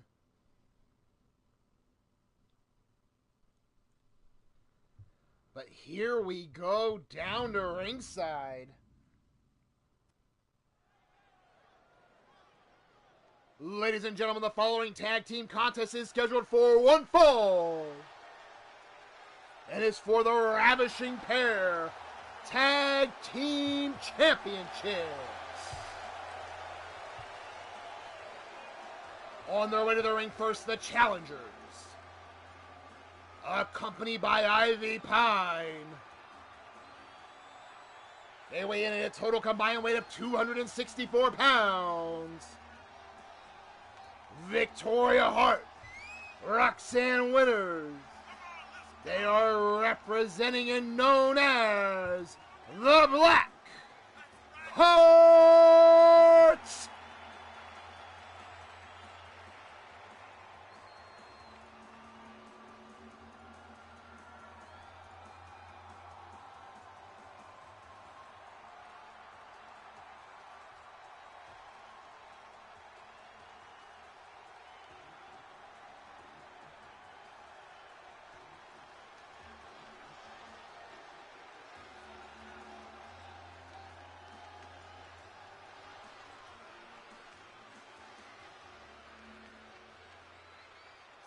Jake and Ripper both going with Silent Death, the champs, to retain.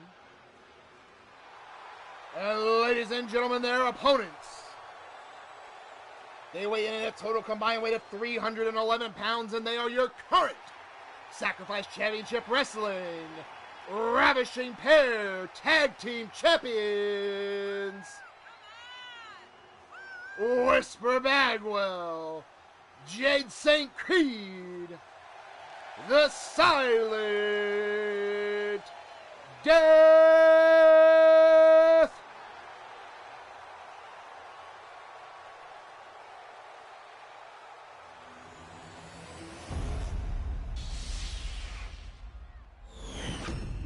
There you see him, the Ravishing Pair Tag Titles.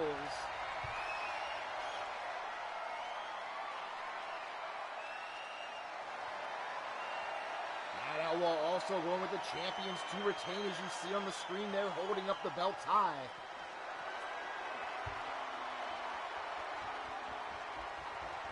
Handing him over to the official, who will make this official, holding him up for the crowd to see.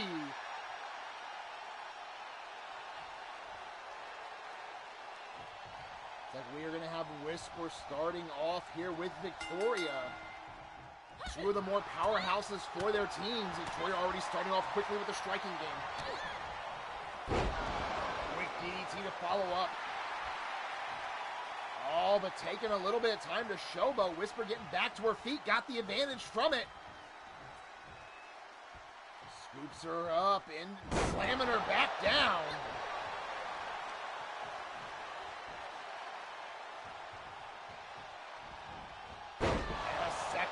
power slam. Whisper definitely the stronger of the two. Really the stronger out of all four women.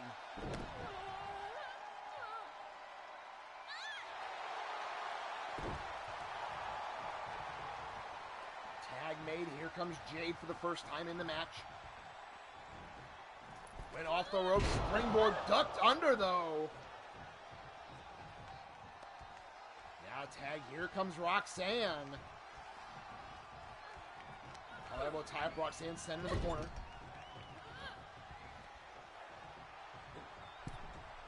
Jade now off the ropes. Head scissor takeover. Follow up here with the striking game though. Gut wrench into a suplex. Quick cover. One. And one count only. Springboard moonsault off the top here. Jade trying to use her speed to keep the advantage for her team. Is probably the most technically sound woman in the match in Roxanne.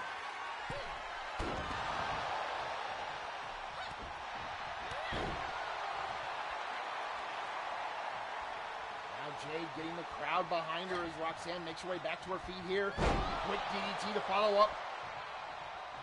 Tag made. Here comes Whisper again.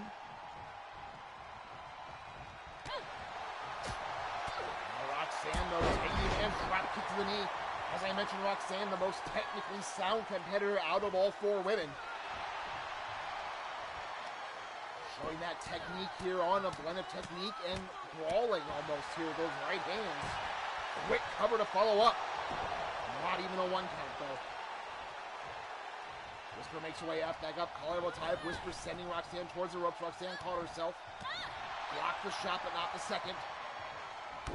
Scoop up into a backbreaker.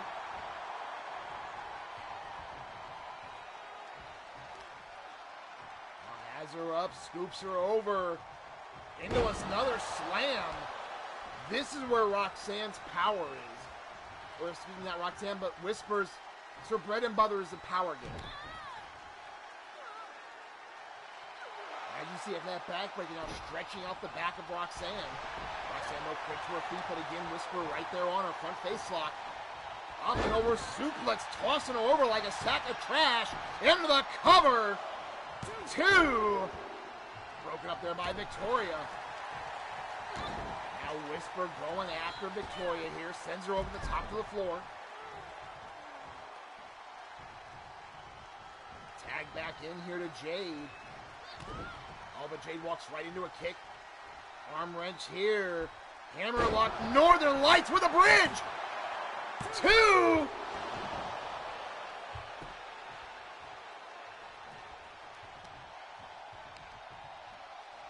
Now bringing Jade away here from the ropes. Flips her back over. Oh, and wait a minute. Triangle choke. Middle of the ring with the triangle. Oh, and Whisper takes out the ref.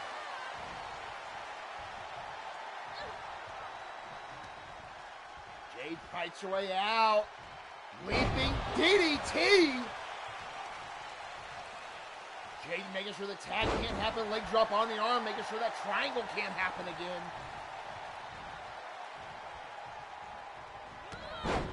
Kick to the knees, kick to the jaw. Quick cover to follow up. 1, 2. Take out that 2.5.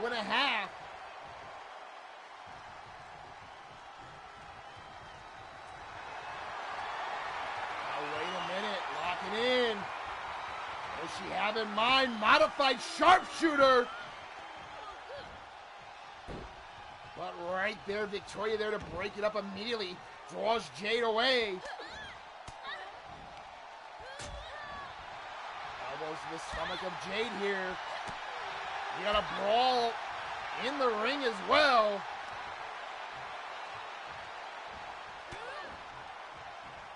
Gave Roxanne time to recover some. Jade now sent to the neutral corner.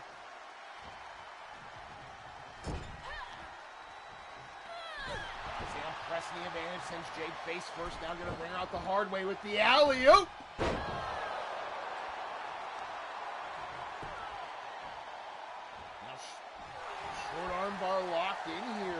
stretching the shoulder and elbow. Now going to work on the body, those short-range shots. Just doubling Jade over.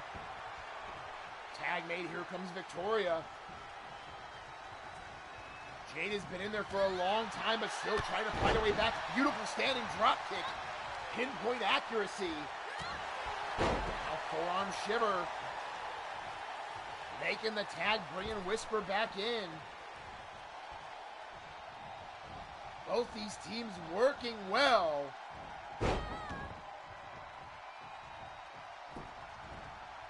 Death Valley Driver rolls through, locking her up for a second. Into the cover. 2.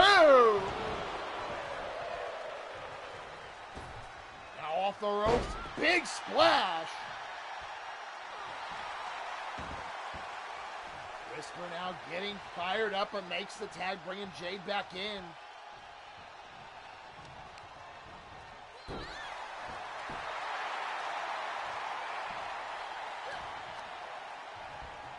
Up, basement DDT again, the champion showing great continuity.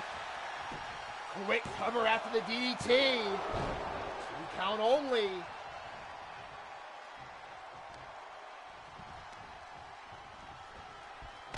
Basement drop kick right between the shoulder blades again. Pinpoint accuracy by Jade here.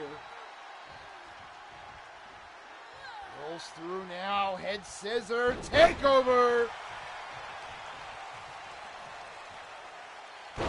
Right to the arm with the leg drop. Kick to the chest with Jade now pouring it on here.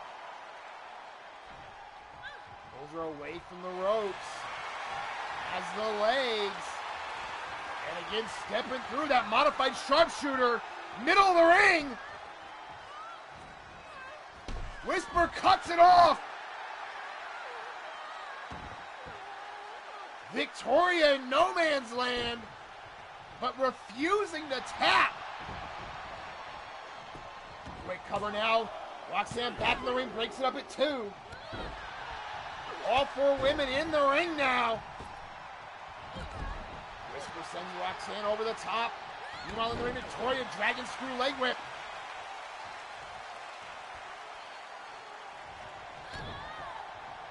Kick to the ribs on the floor though. Standing vertical suplex.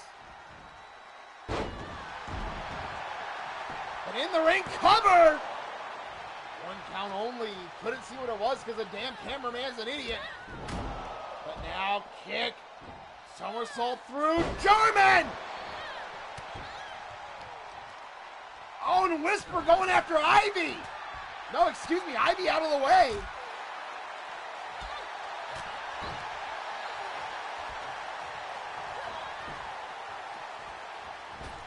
The ropes. Jade with that running neck breaker. Kick to the ribs, kick to the face. Cover. 1, 2. That's it.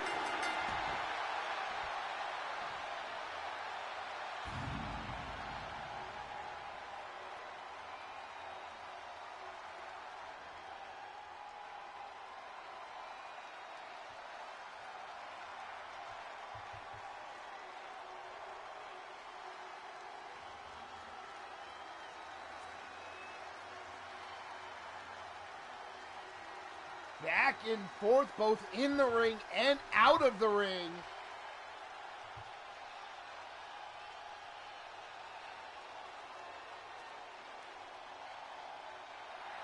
But in the end, your winners, and still ravishing pair tag team champions, the Silent Death.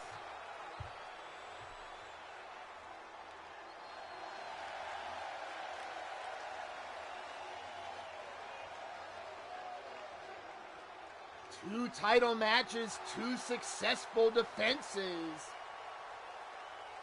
Could it be a precursor for things to come?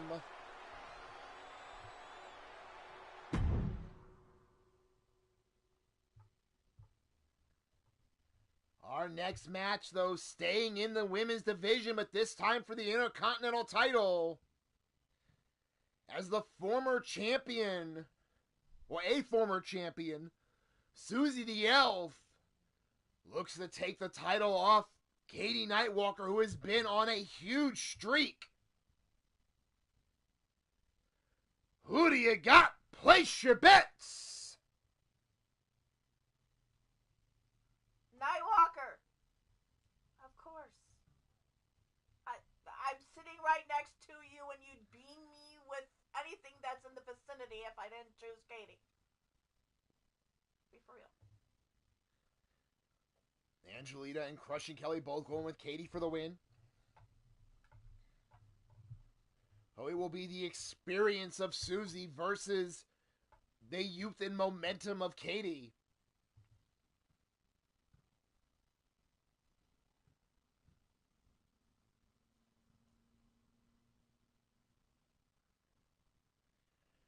There you see the picture-in-picture. My wife having a word with our daughter before the match. Ripper going with fans for the win, while Matt Outlaw saying a tough call, respect for both. Shadow Press, welcome to the show. Your match was a little bit ago.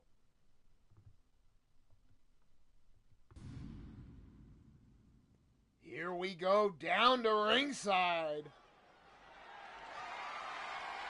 Ladies and gentlemen, the following contest is scheduled for one fall and is for the Sacrifice Championship Wrestling Intercontinental Championship.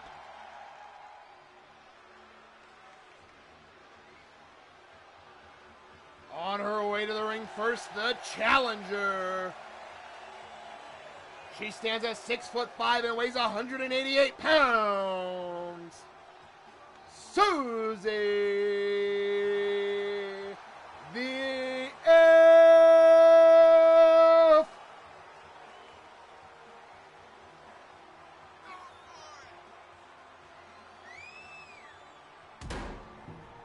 Susie, a former Intercontinental Champion in her own right, would love to get that title back.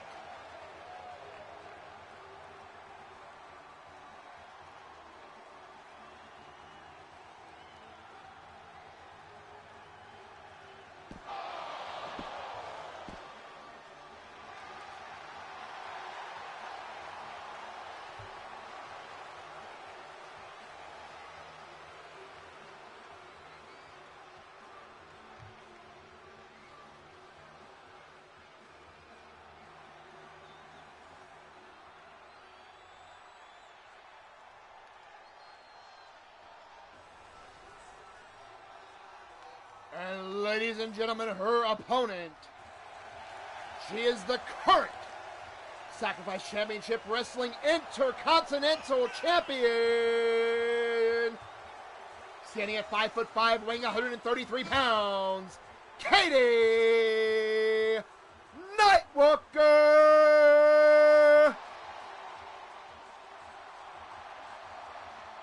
Katie, a second-generation competitor, the daughter of myself and Raven, making her own name and her own impact in the business.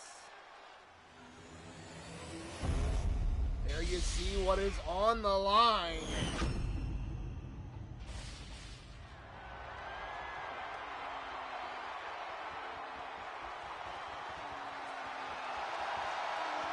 A longtime veteran, Susie the Elf, here again, former champion. Katie, who has had so much momentum on her side, the current champion.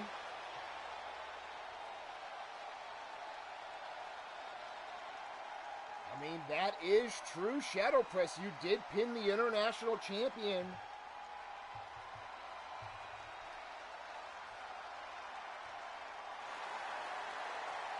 Referee holds up the title here.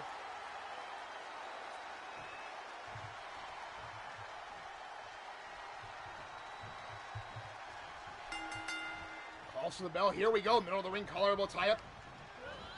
Katie now sends Susie into the corner, comes across.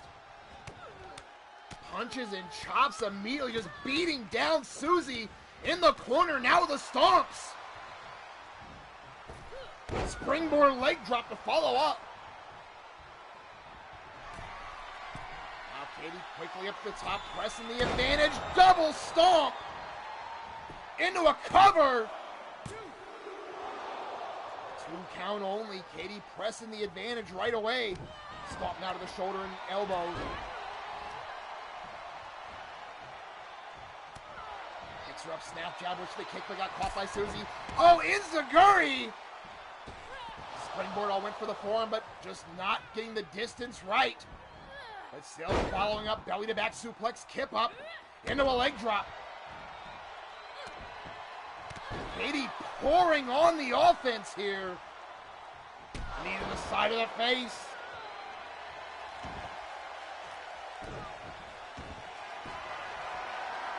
Now quickly steps through, submission locked in.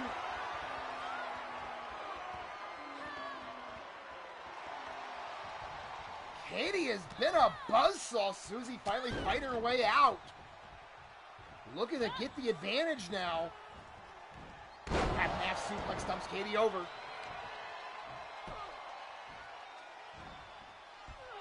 Now trying to keep Katie grounded and slow the momentum. Susie going up top. Spiral tap. Cover. 1, 2.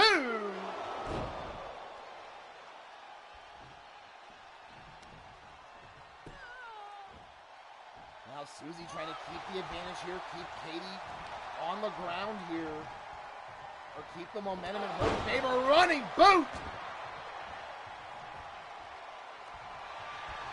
Takes her up, takes her over. Armbar locked in!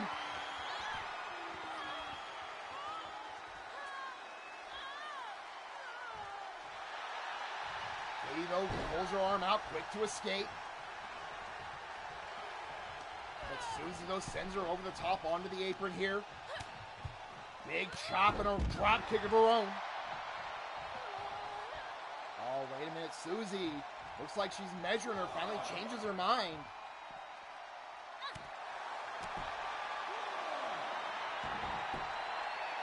As the ref starts the count, 20 count on the floor. Susie now sent into the stairs. Katie back in the ring. Jumps back out, breaking the count, going back after Susie here. Locks her up, spins her around face first. 2.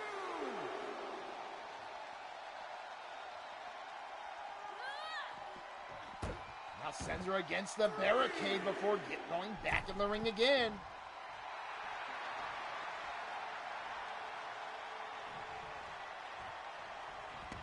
Susie back to her feet, Katie right back after her. This time, though, Susie with the advantage. No, Katie slides underneath. Drives Susie face first. Front face lock into a neck breaker. Whirls through into a splash.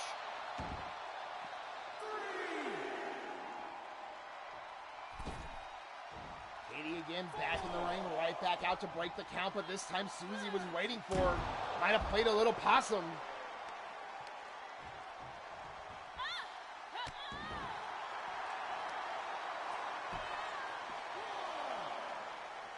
Trying to stretch out the elbow and the shoulder there. 2.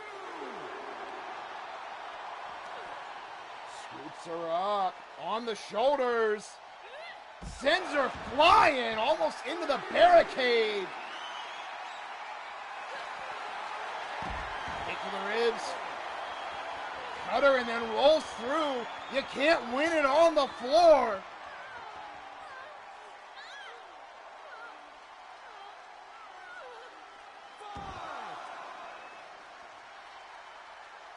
Referee up to 5 here.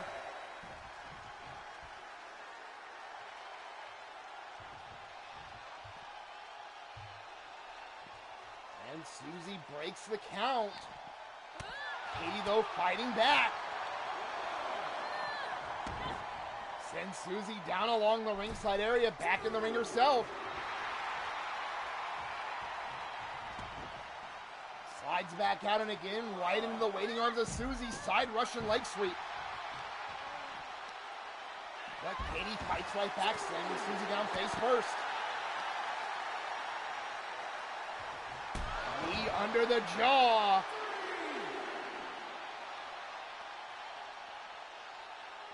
Picks her up, sends Susie back into the ring. Katie in pursuit. Picks her up, scoops her up on the shoulders. Knee under the jaw. German. Shoots the half into the cover. 1, 2, no! Katie having a word with the referee, thinking it was 3. Ref saying only 2. Sizing her up, kick to the ribs. Rose plant finds the mark. Cover. 1, 2. That's it.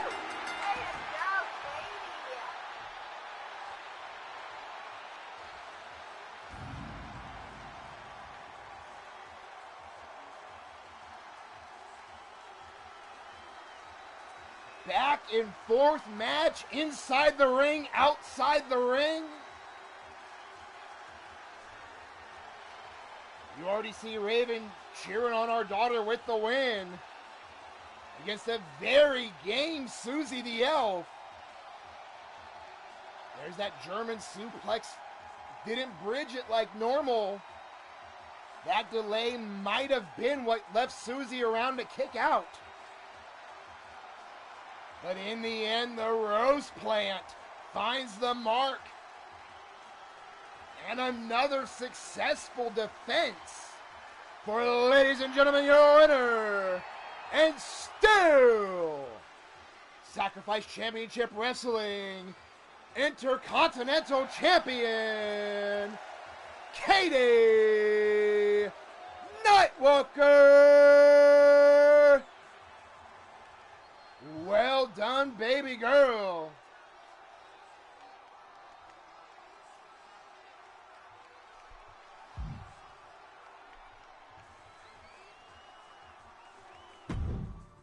As we get ready for our next match, we saw the Intercontinental title. We're moving to the men's side with the International title.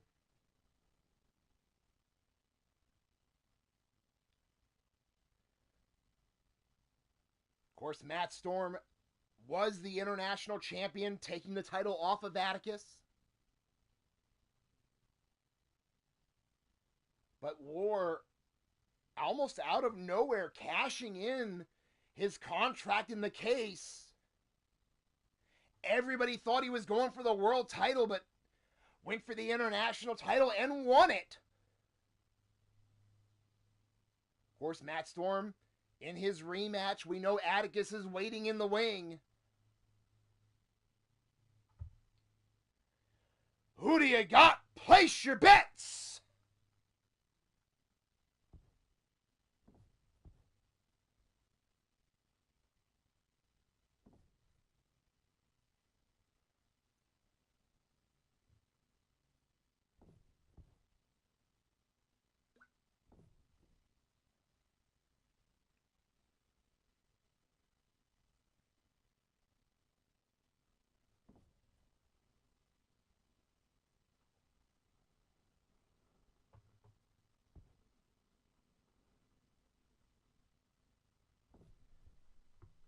It's like Lita going with Matt for the win. Clinton going with War.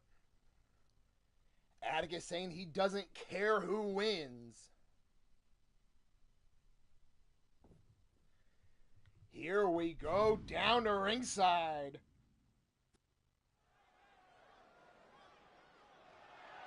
Ladies and gentlemen, the following contest is scheduled for one fall. It is for the International Championship.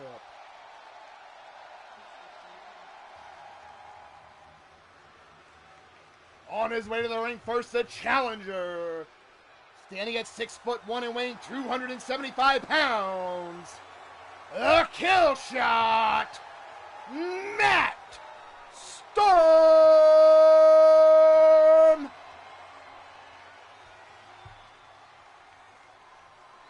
The former international champion looking to regain the title here.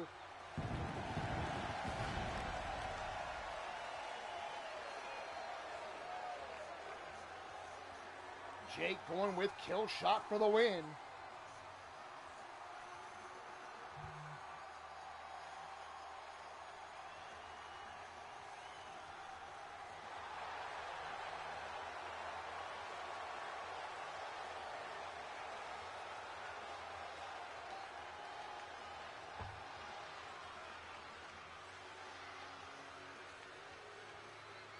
Already calling out to the crowd to let him hear him.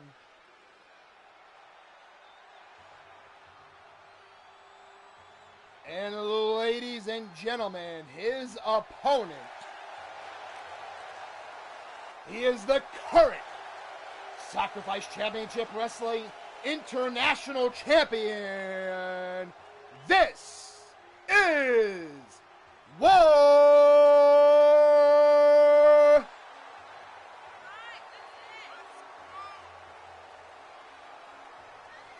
Of course, the current champion standing in at 6'11", 356 pounds, so will definitely have the height and weight advantage.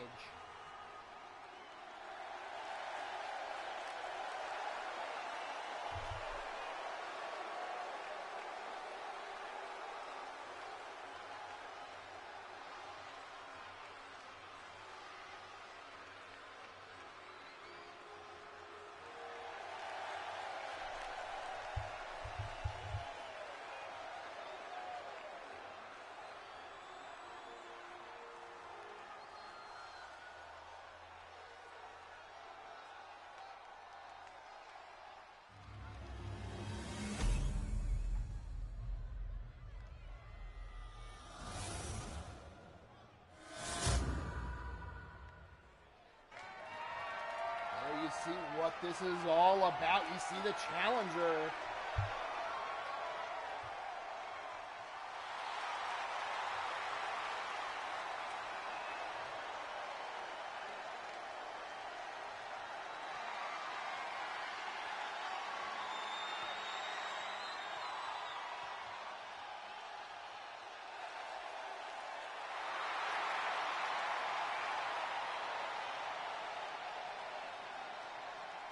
War handing over the title here.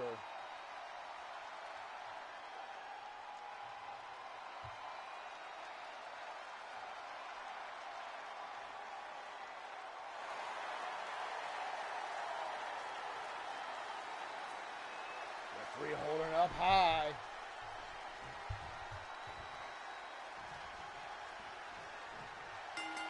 Yes, that is correct. We have 2 official matches and then the unsanctioned match.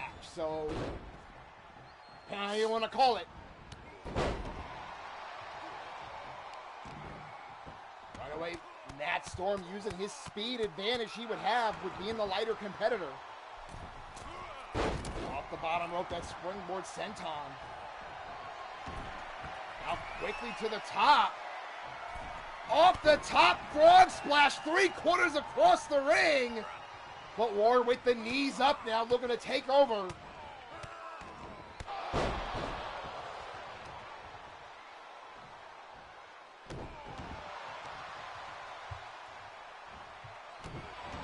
Now War using his size, using his weight. Hitting strikes at will, keeping Matt Storm from getting much movement out of the way.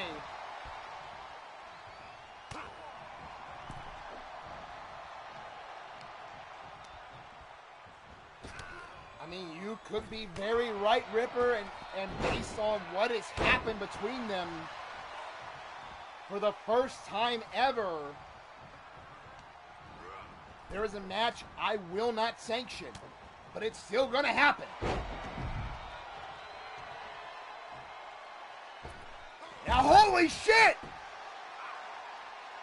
springboard shooting star from the top to the bottom.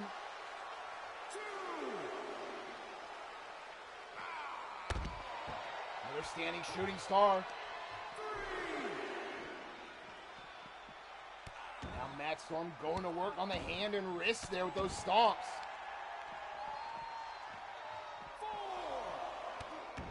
And again, maybe trying to avoid letting War being able to use to clinch his fist for that power game. Oh, but War with a big knee lift. Sends Matt Storm into the stairs. Makes his way back into the ring.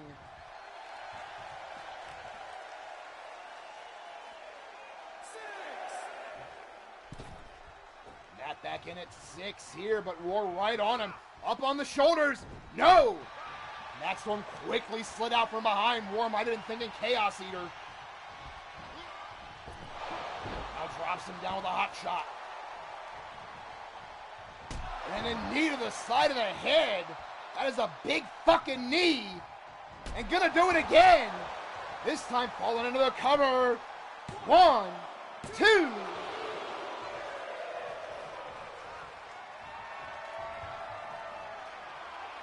Oh, wait a minute. War going up top. Big elbow to the spine. Oh, wait a minute. Locking him in. Submission locked in. Trying to choke him out.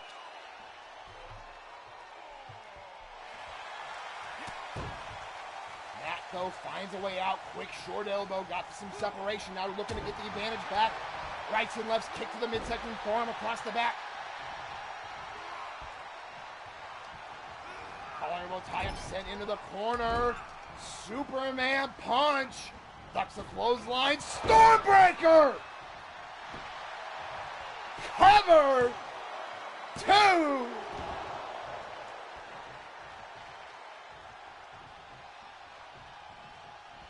That thought he had him with the Stormbreaker. Now picks him up off the ropes. Disaster kick. Back up top. Waiting for War here. Oh, and he missed the elbow. War back up, shot to the face. Tosses him up and over.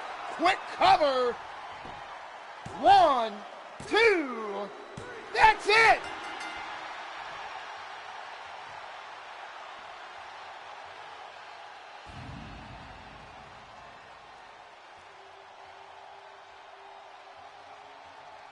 Matt Storm missed the elbow, and War was quick to capitalize.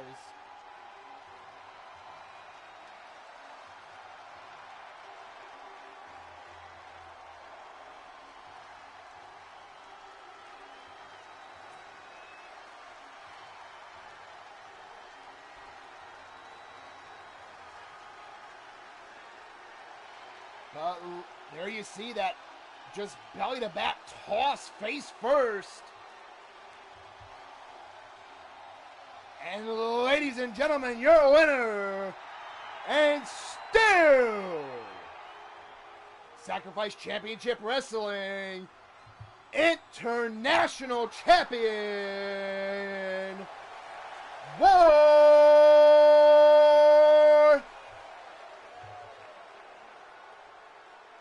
Oh, wait a minute, Atticus Black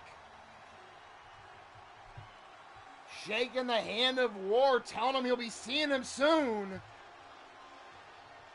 course, Atticus is automatically the next in line, never getting his rematch due to injury. They're staring each other down, too, even though they're handshaking. They know. They both know.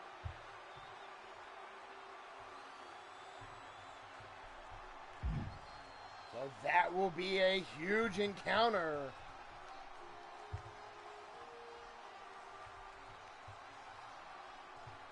As we get ready for the first of our co-main event. We have probably one of the most dominant women competitors in Amber Young, the DC Destroyer. Now looking to, she's a former Intercontinental Champion, trying to become the World Champion now against Cassie Madam Red. Amber hasn't been seen since she lost the Intercontinental title until she started showing up and just dominating Cassie with attacks.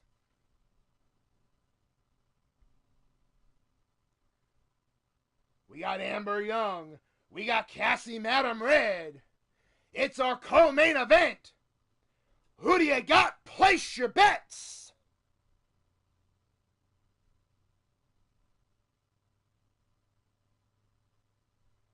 And as folks are placing their bets, we are going to break for commercial messages. And we will be right back.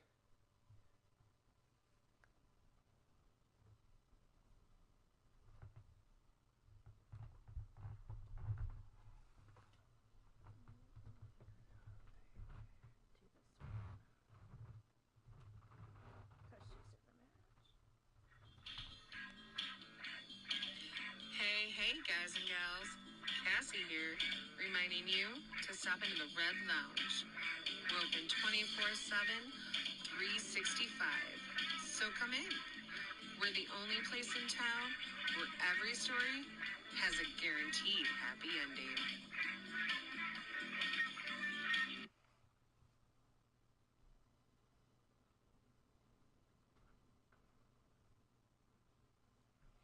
Hello, this is Mrs. Taker, co-owner and proprietor, along with Ripper Spring-Heel of Timeless Custom Caskets Incorporated. Timeless Custom Caskets Incorporated offer all types of caskets for all of your funeral needs.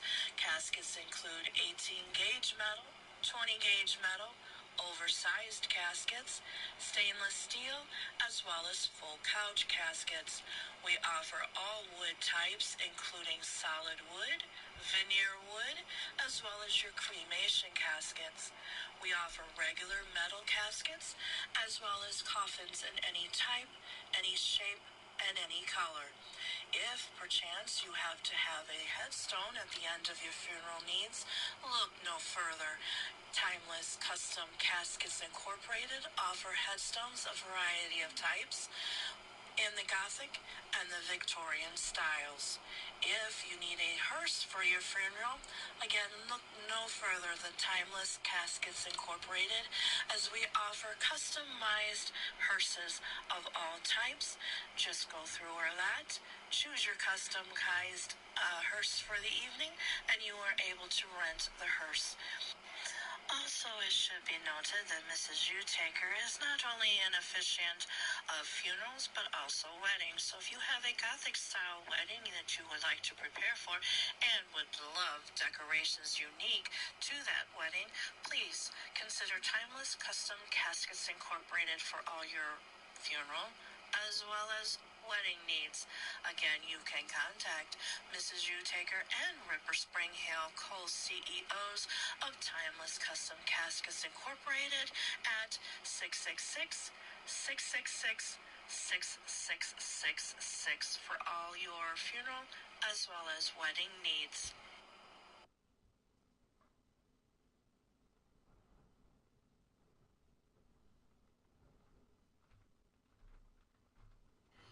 We are a group of individuals. We are bound by a single cause. We are focused. We are determined. We are talented. We are champions. Men and women. We will put you all in our crosshairs, and we will give you a hell of a ride. I am Max Blaylock, and we are the Death Ride.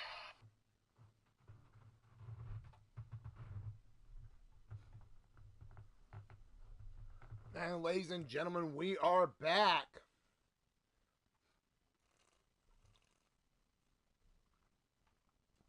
The first of our co-main event, and then the unsanctioned match.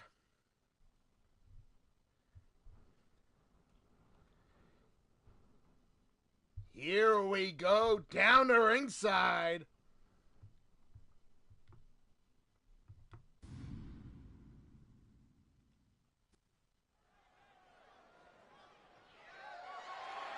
Ladies and gentlemen, the following contest is scheduled for one fall. And it's for the Sacrifice Championship Wrestling Women's World Championship.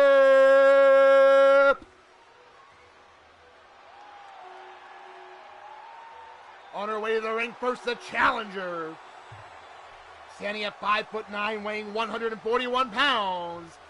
The DC Destroyer, Ember Young.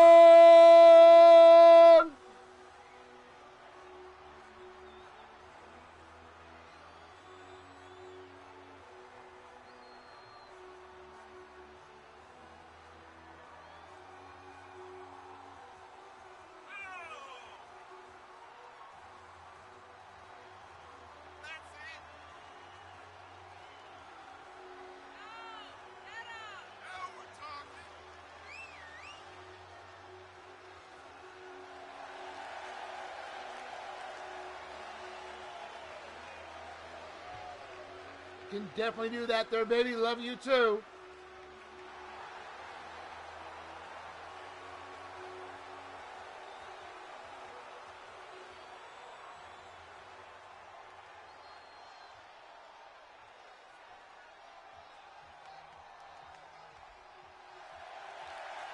And ladies and gentlemen, her opponent.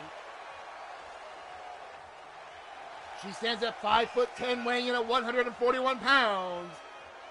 Representing the Death Ride, she's the current Sacrifice Championship Wrestling Women's World Champion, Cassie Madam Red. Holy shit, Pete Wall, pillar to post. Hey, Pete! Welcome to the show! Welcome to the show, brother! Great to see you here!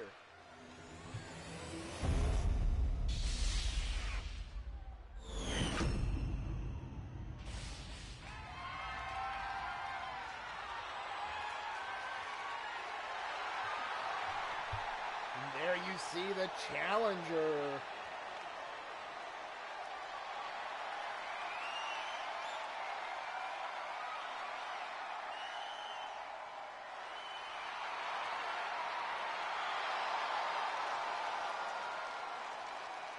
There's Cassie, our champion.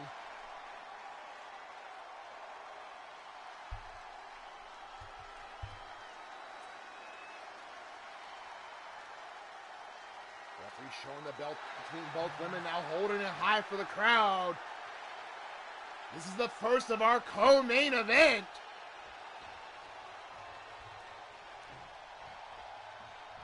Here we go. Cassie right away coming away with the punches and chops.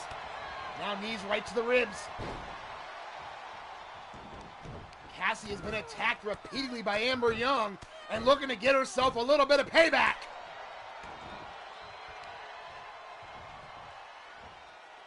Now stomp right to the arm, quick cover. Not even a one count. Probably more of a mental thing, showing Amber she could do it. Of course, Cassie's second generation superstar, one of my daughters, knows what it's like to be in the ring. Off the top, elbow right across the heart. Break the fall of another stomp right to the arm. Now kick to the small of the back. All but Amber's back up, sling blade. I am doing well, brother, thank you. So our final super show of this season. Oh, and Amber to spike Cassie right on the apron. Now ground and pound, just teeing off with those left hands, and then a slap on the face.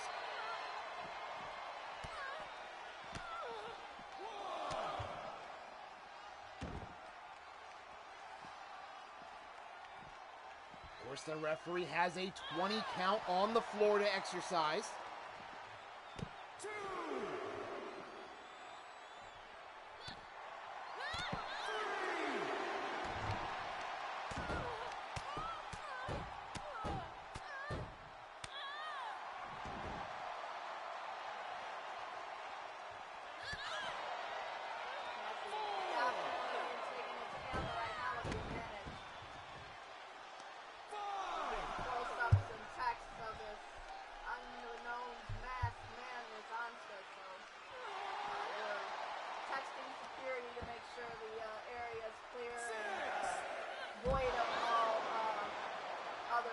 decides the two come back. Yes, and that match will not be sanctioned. That will be after both our main events. Right now, Cassie taking it to Amber. Referee's on count of 8, though. Picks her back up, scoops her up. Slams her rib first on that barricade.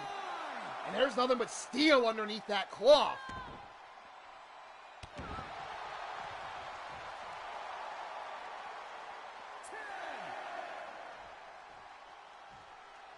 Cassie now back in. Amber coming in on the other side. Oh, Cassie playing in the crowd. Trying to cross her out this. Here comes Amber. Series of strikes, reverse chop. Kick to the ribs. And another. And then a kick, spinning soul kick right to the breadbasket. Measuring Cassie here. With a punt. Right into the cover. 1, 2. Out at 2 7/8. Amber arguing with the referee. Picks up Cassie.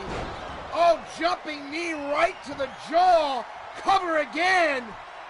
1, 2. Cassie again out at 2.5. Amber might be getting a little frustrated here. Two times she thought she had the title won. Amber quickly up top. Oh, went for the wheel kick. Cassie out of the way. Quickly rolls through. Dragon suplex. Cover. 1, 2.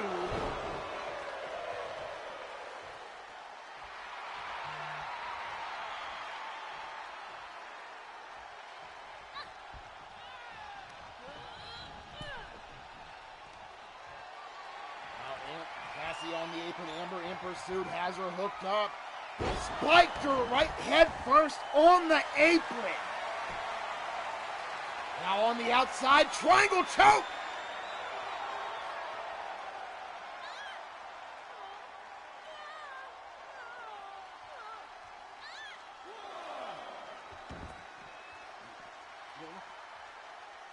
Oh. All right, we all need to hurry up and finish this.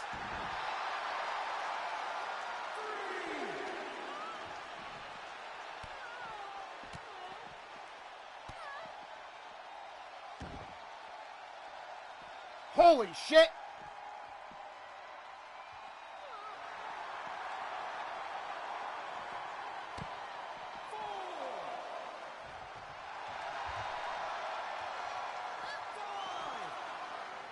Referee up to 5. Ripcord forearm. I'm a little distracted at the moment, not to take away from this main event, as Cassie sent into the apron again.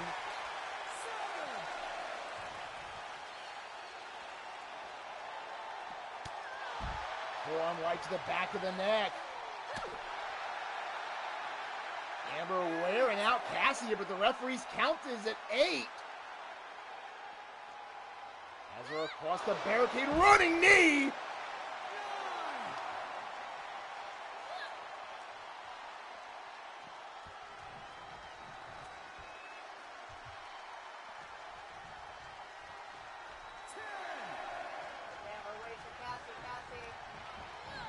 Cassie sends Amber to the floor. That'll reset all the counts.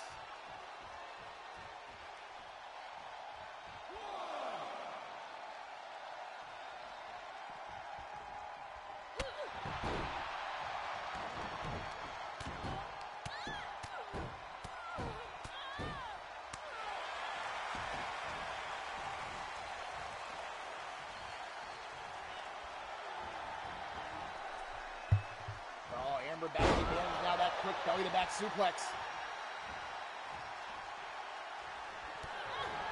Oh, double kick, corner flush, cover. Is it enough? 2. We got a new world champion. Wow! That's no surprise though, because Amber has been on a roll, but wow, nonetheless, wow, impressive, impressive.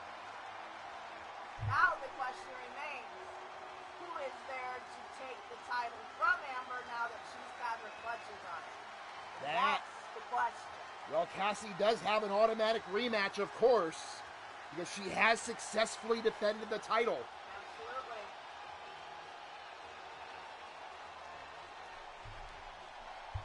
But a back and forth encounter, both women at multiple times, thinking they had the match won, but there it is, that double kick.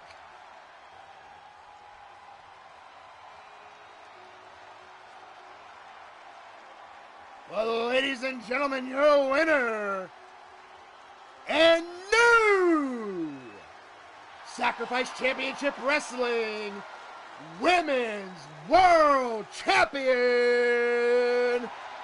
the DC Destroyer, Amber Young.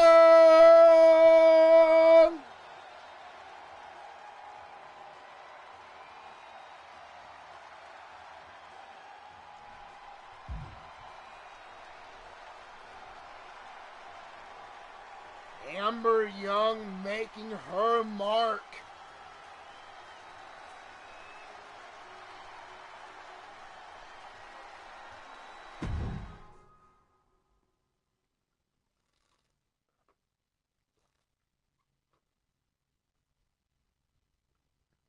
And ladies and gentlemen, the second half of our co-main event. And then, of course, we do have that unsanctioned fight at the end. We got the Enforcer, Jake Bagwell. We got Jester for the world title. Who do you got? Place your bets.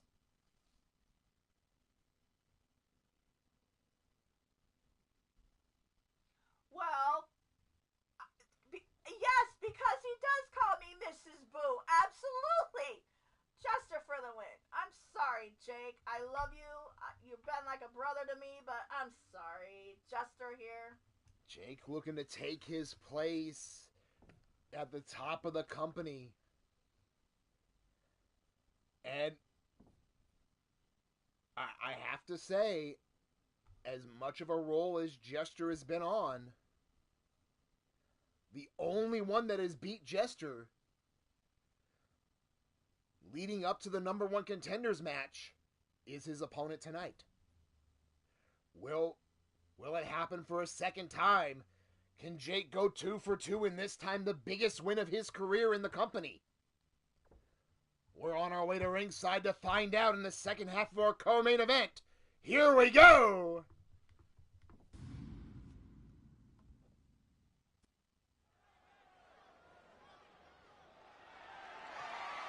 Ladies and gentlemen, the following contest is set for one fall and is for the World Heavyweight Championship.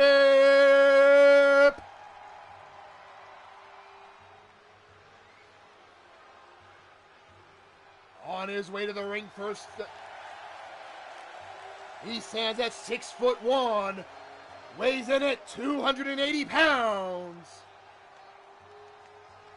He is the Enforcer,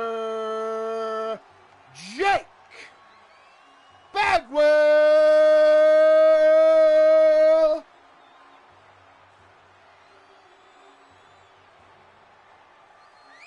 A former international champion.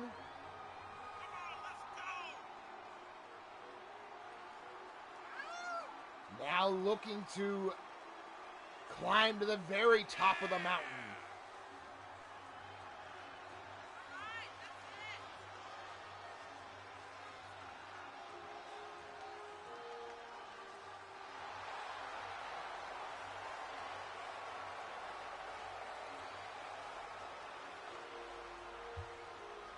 Jake came into this season and said his goal was to be the best, to be at the top of the company, and now he has his chance.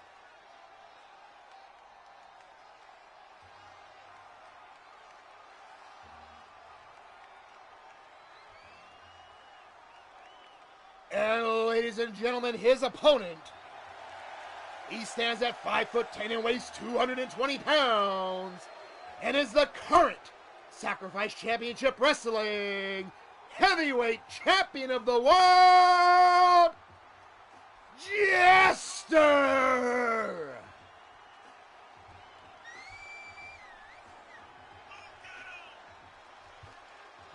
Jester, of course, a member of For Fuck's Sakes Incorporated.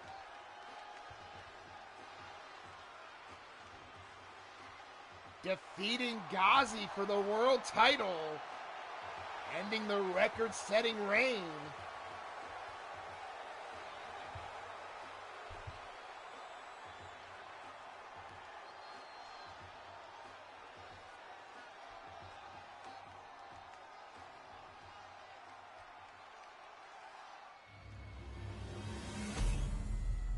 There you see what is on the line.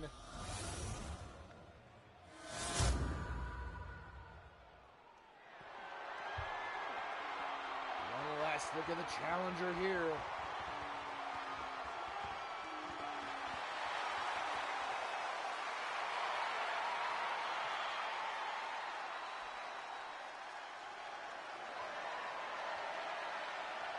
And Jester, the champion, said the only man who has beaten Jester in any match has been his challenger tonight.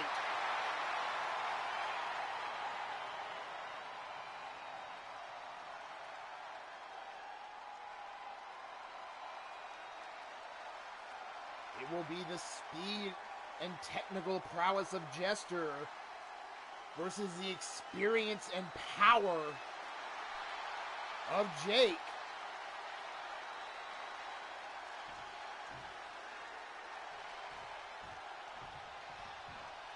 Referee calls to the bell. Here we go!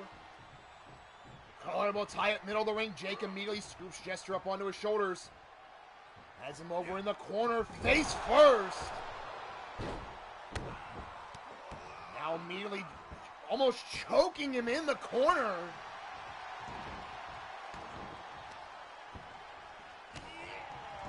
Kick between the shoulder blades. This is what Jester has to avoid, is letting Jake set the pace. Has him up, press slamming him over. Ground and pound with the right hands to the face. And again.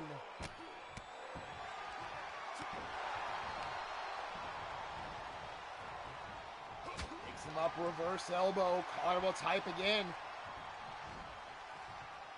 Puts Jester in the corner. Oh, and again, those short range elbows right to the jaw. Quick cover. One count only. Jake now pressing the advantage here. Oh, but Jester now finally with a sling blade. Rolls through, drop kick. This is the pace that Jester wants, is that fast beat. Quickly up to the top. Went for the thrust kick. Jake underneath. Now sends Jester over the top to the apron here. Big shot now following him out. Belly to back on the fucking apron. Now again working the small of the back.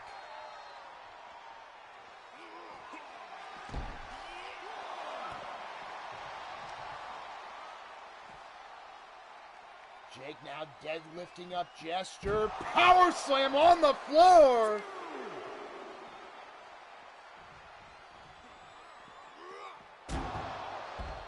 Sends him now into the stairs.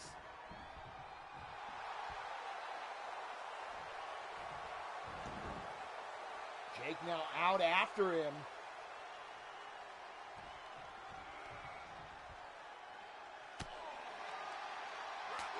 One face lock, but no, Jester counters and works his way back.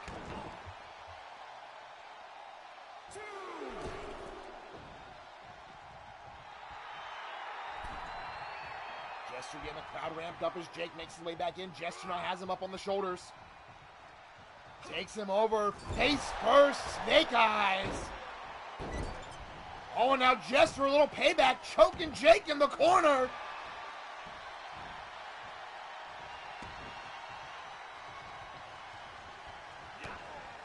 Jester now kicking the ribs, has him up.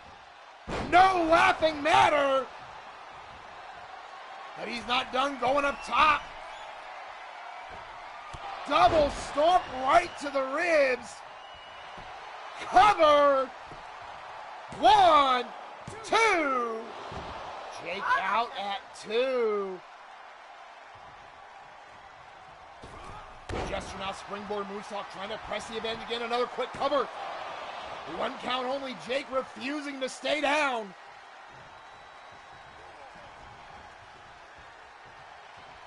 Jester brings him up. Jumping knee under the jaw. Cover. 2. That's it.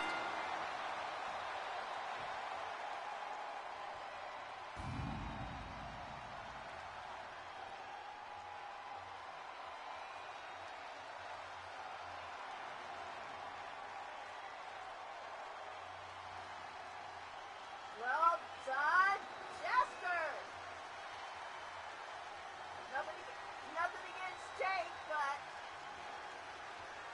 like I said before, he is not called the champion killer for nothing. And once he has the title in his hands, it's hard to get it from him. Well, freaking done. It came down to, as I mentioned, when Jake was controlling the pace of the match.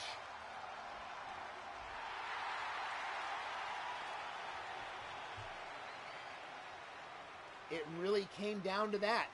When Jake was controlling the pace, Jake had full advantage and was on the road to being the champion.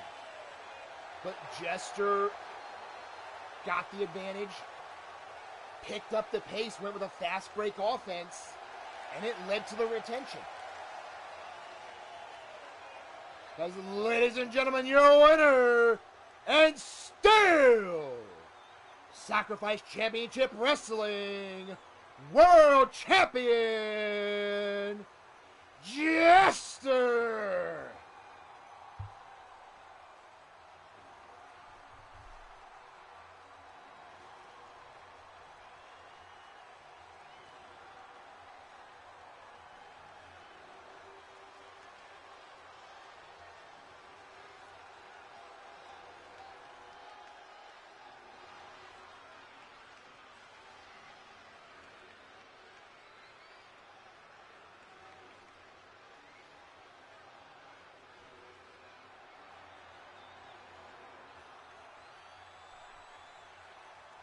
And ladies and gentlemen, the lights flashing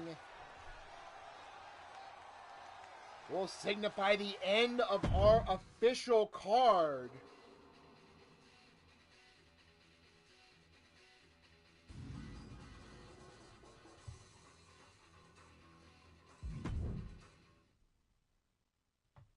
Because as I have mentioned,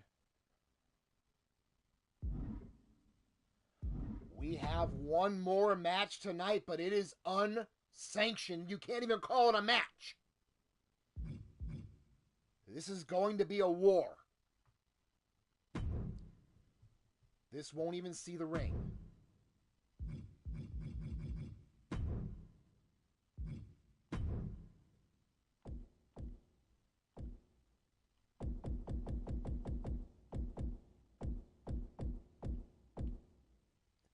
As we have Anska going up against, I mean, really his own father.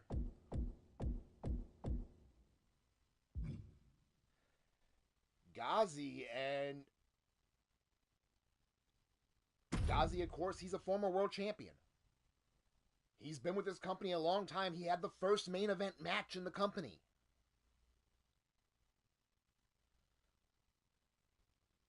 But on the assault, in all my years in this business, and there's been a lot of them, he hit him with a fucking barricade. I don't mean he threw Ghazi at, I mean he picked up a full-size fucking barricade and threw it at him.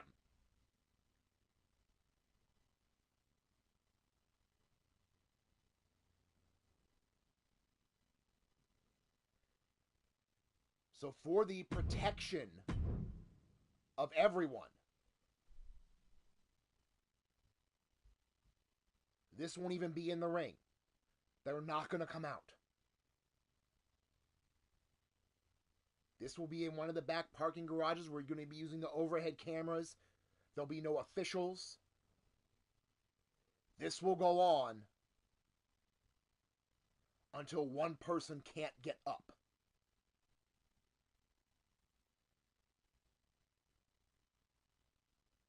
If you like everything you've seen today, be sure to hit that thumbs up button. And if you're not a member of the Eternity Broadcasting family, be sure to hit that subscribe button. Hit the bell for notifications so you never miss a moment of the action. I've been told by security both members are on the site of where this will take place. So here we go to them now.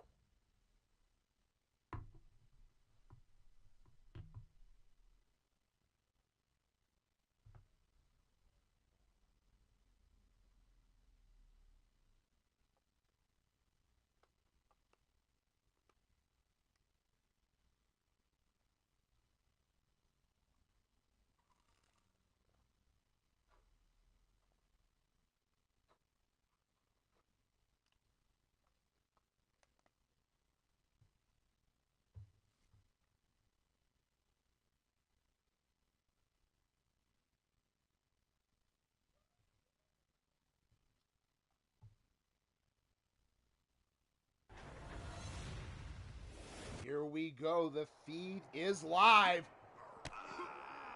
Gazi immediately trying to go to work on the body of Ansgar. Going to the, almost to the thigh there, trying to knot at the thigh. Now chops across the chest.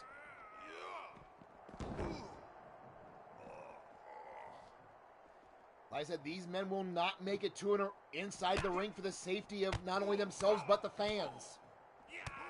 More for the fans than themselves, I'll be honest. There are no officials. There is no one there to step in or stop any of this. It will go till someone is done. Ansgar now taking over. Huge clothesline drop. Gazi. Now picks him up.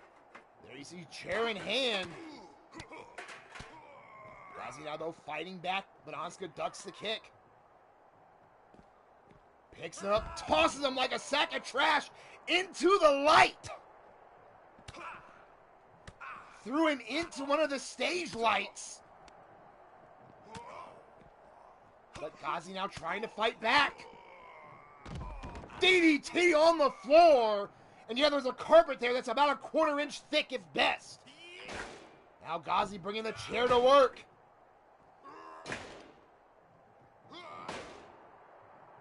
Just repeated shots.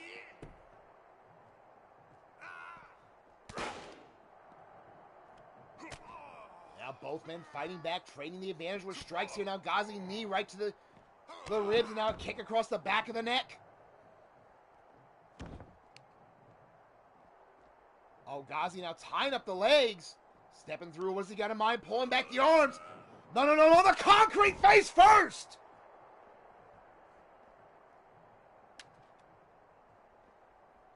Gazi now with a hockey stick. Ansgar hasn't moved. Finally moving after the shot. That stick takes it away. Shot to the ribs of Gazi now. The monster has his stick. Just going to town on Gazi now. Oh, and the Gazi though ducked under, caught him up. Back of his neck on the concrete again.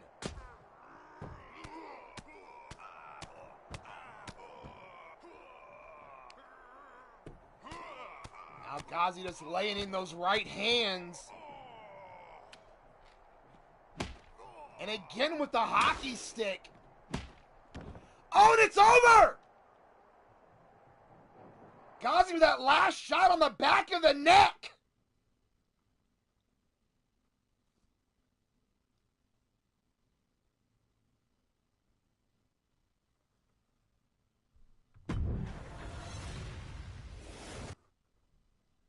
Gazi has put down the monster. That last shot, you heard it right on the back of his neck.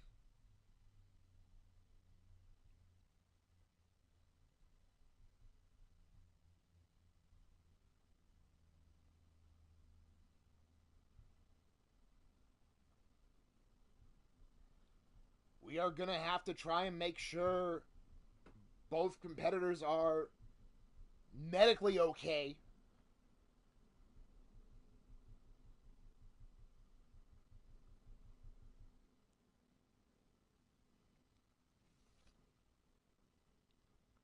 I mean, a brutal ending, a brutal beginning. There you see Ghazi trying to offer Anska a hand. I mean, you have to feel for Ghazi. He did what he had to do, but at the end of the day, that's still his son.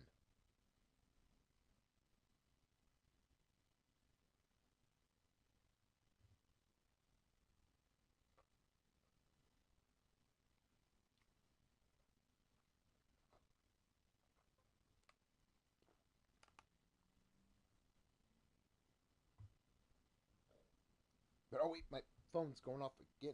Oh shit!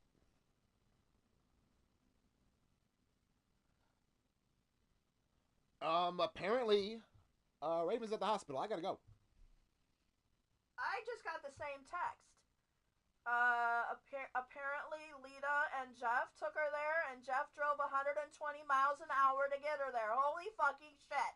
Gives a new meaning to racing to the hospital, don't it not? Well, what the fuck are you doing? Ladies and gentlemen, that has been our show today.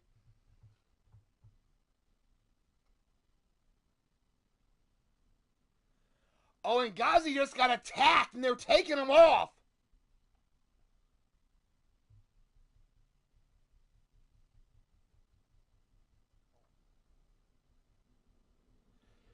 Someone get security and follow those guys. I gotta go the other direction to a fucking hospital.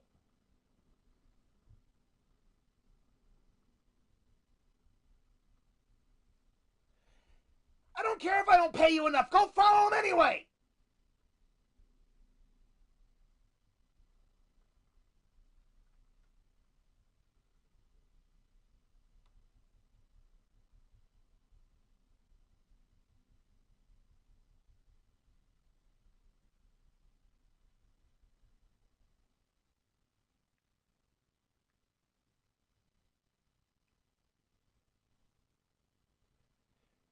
Yeah, she is. I gotta go. Ladies and gentlemen, the out of character part, that has been our show today. Thank you everyone for being here. Whether you were here for the beginning, whether you caught the whole show, whether you left and came back, whether you're catching on the replay. Thank you so much for enjoying the product and taking the time to watch it. It means the world. Of course, as I always say, if you like what you've seen, be sure to hit that thumbs up button. And if you come across this and you're not a member of the Eternity Broadcasting family, be sure to hit that subscribe button, hit the bell for notifications so you never miss a moment of the action, as we'll be coming with a whole new season. Thank you all very much. I tell you guys, great show, because it's you guys out there with the characters, it's you guys with the work in the chats that make this show great. I'm just a guy yelling at the mic.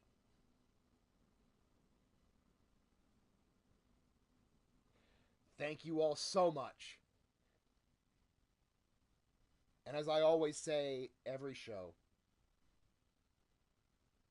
life doesn't have a reset button. There's no do-overs. There's normally no take-backs. A lot of times, no second chances. You have one opportunity to make the most of this world for yourself and for everyone around you. So consider that every time. Because life doesn't always give you another chance, another tomorrow.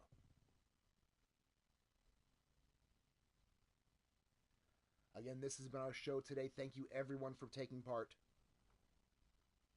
And as we always sign out here, be good to yourselves. Be good to each other. Peace out, fuckers.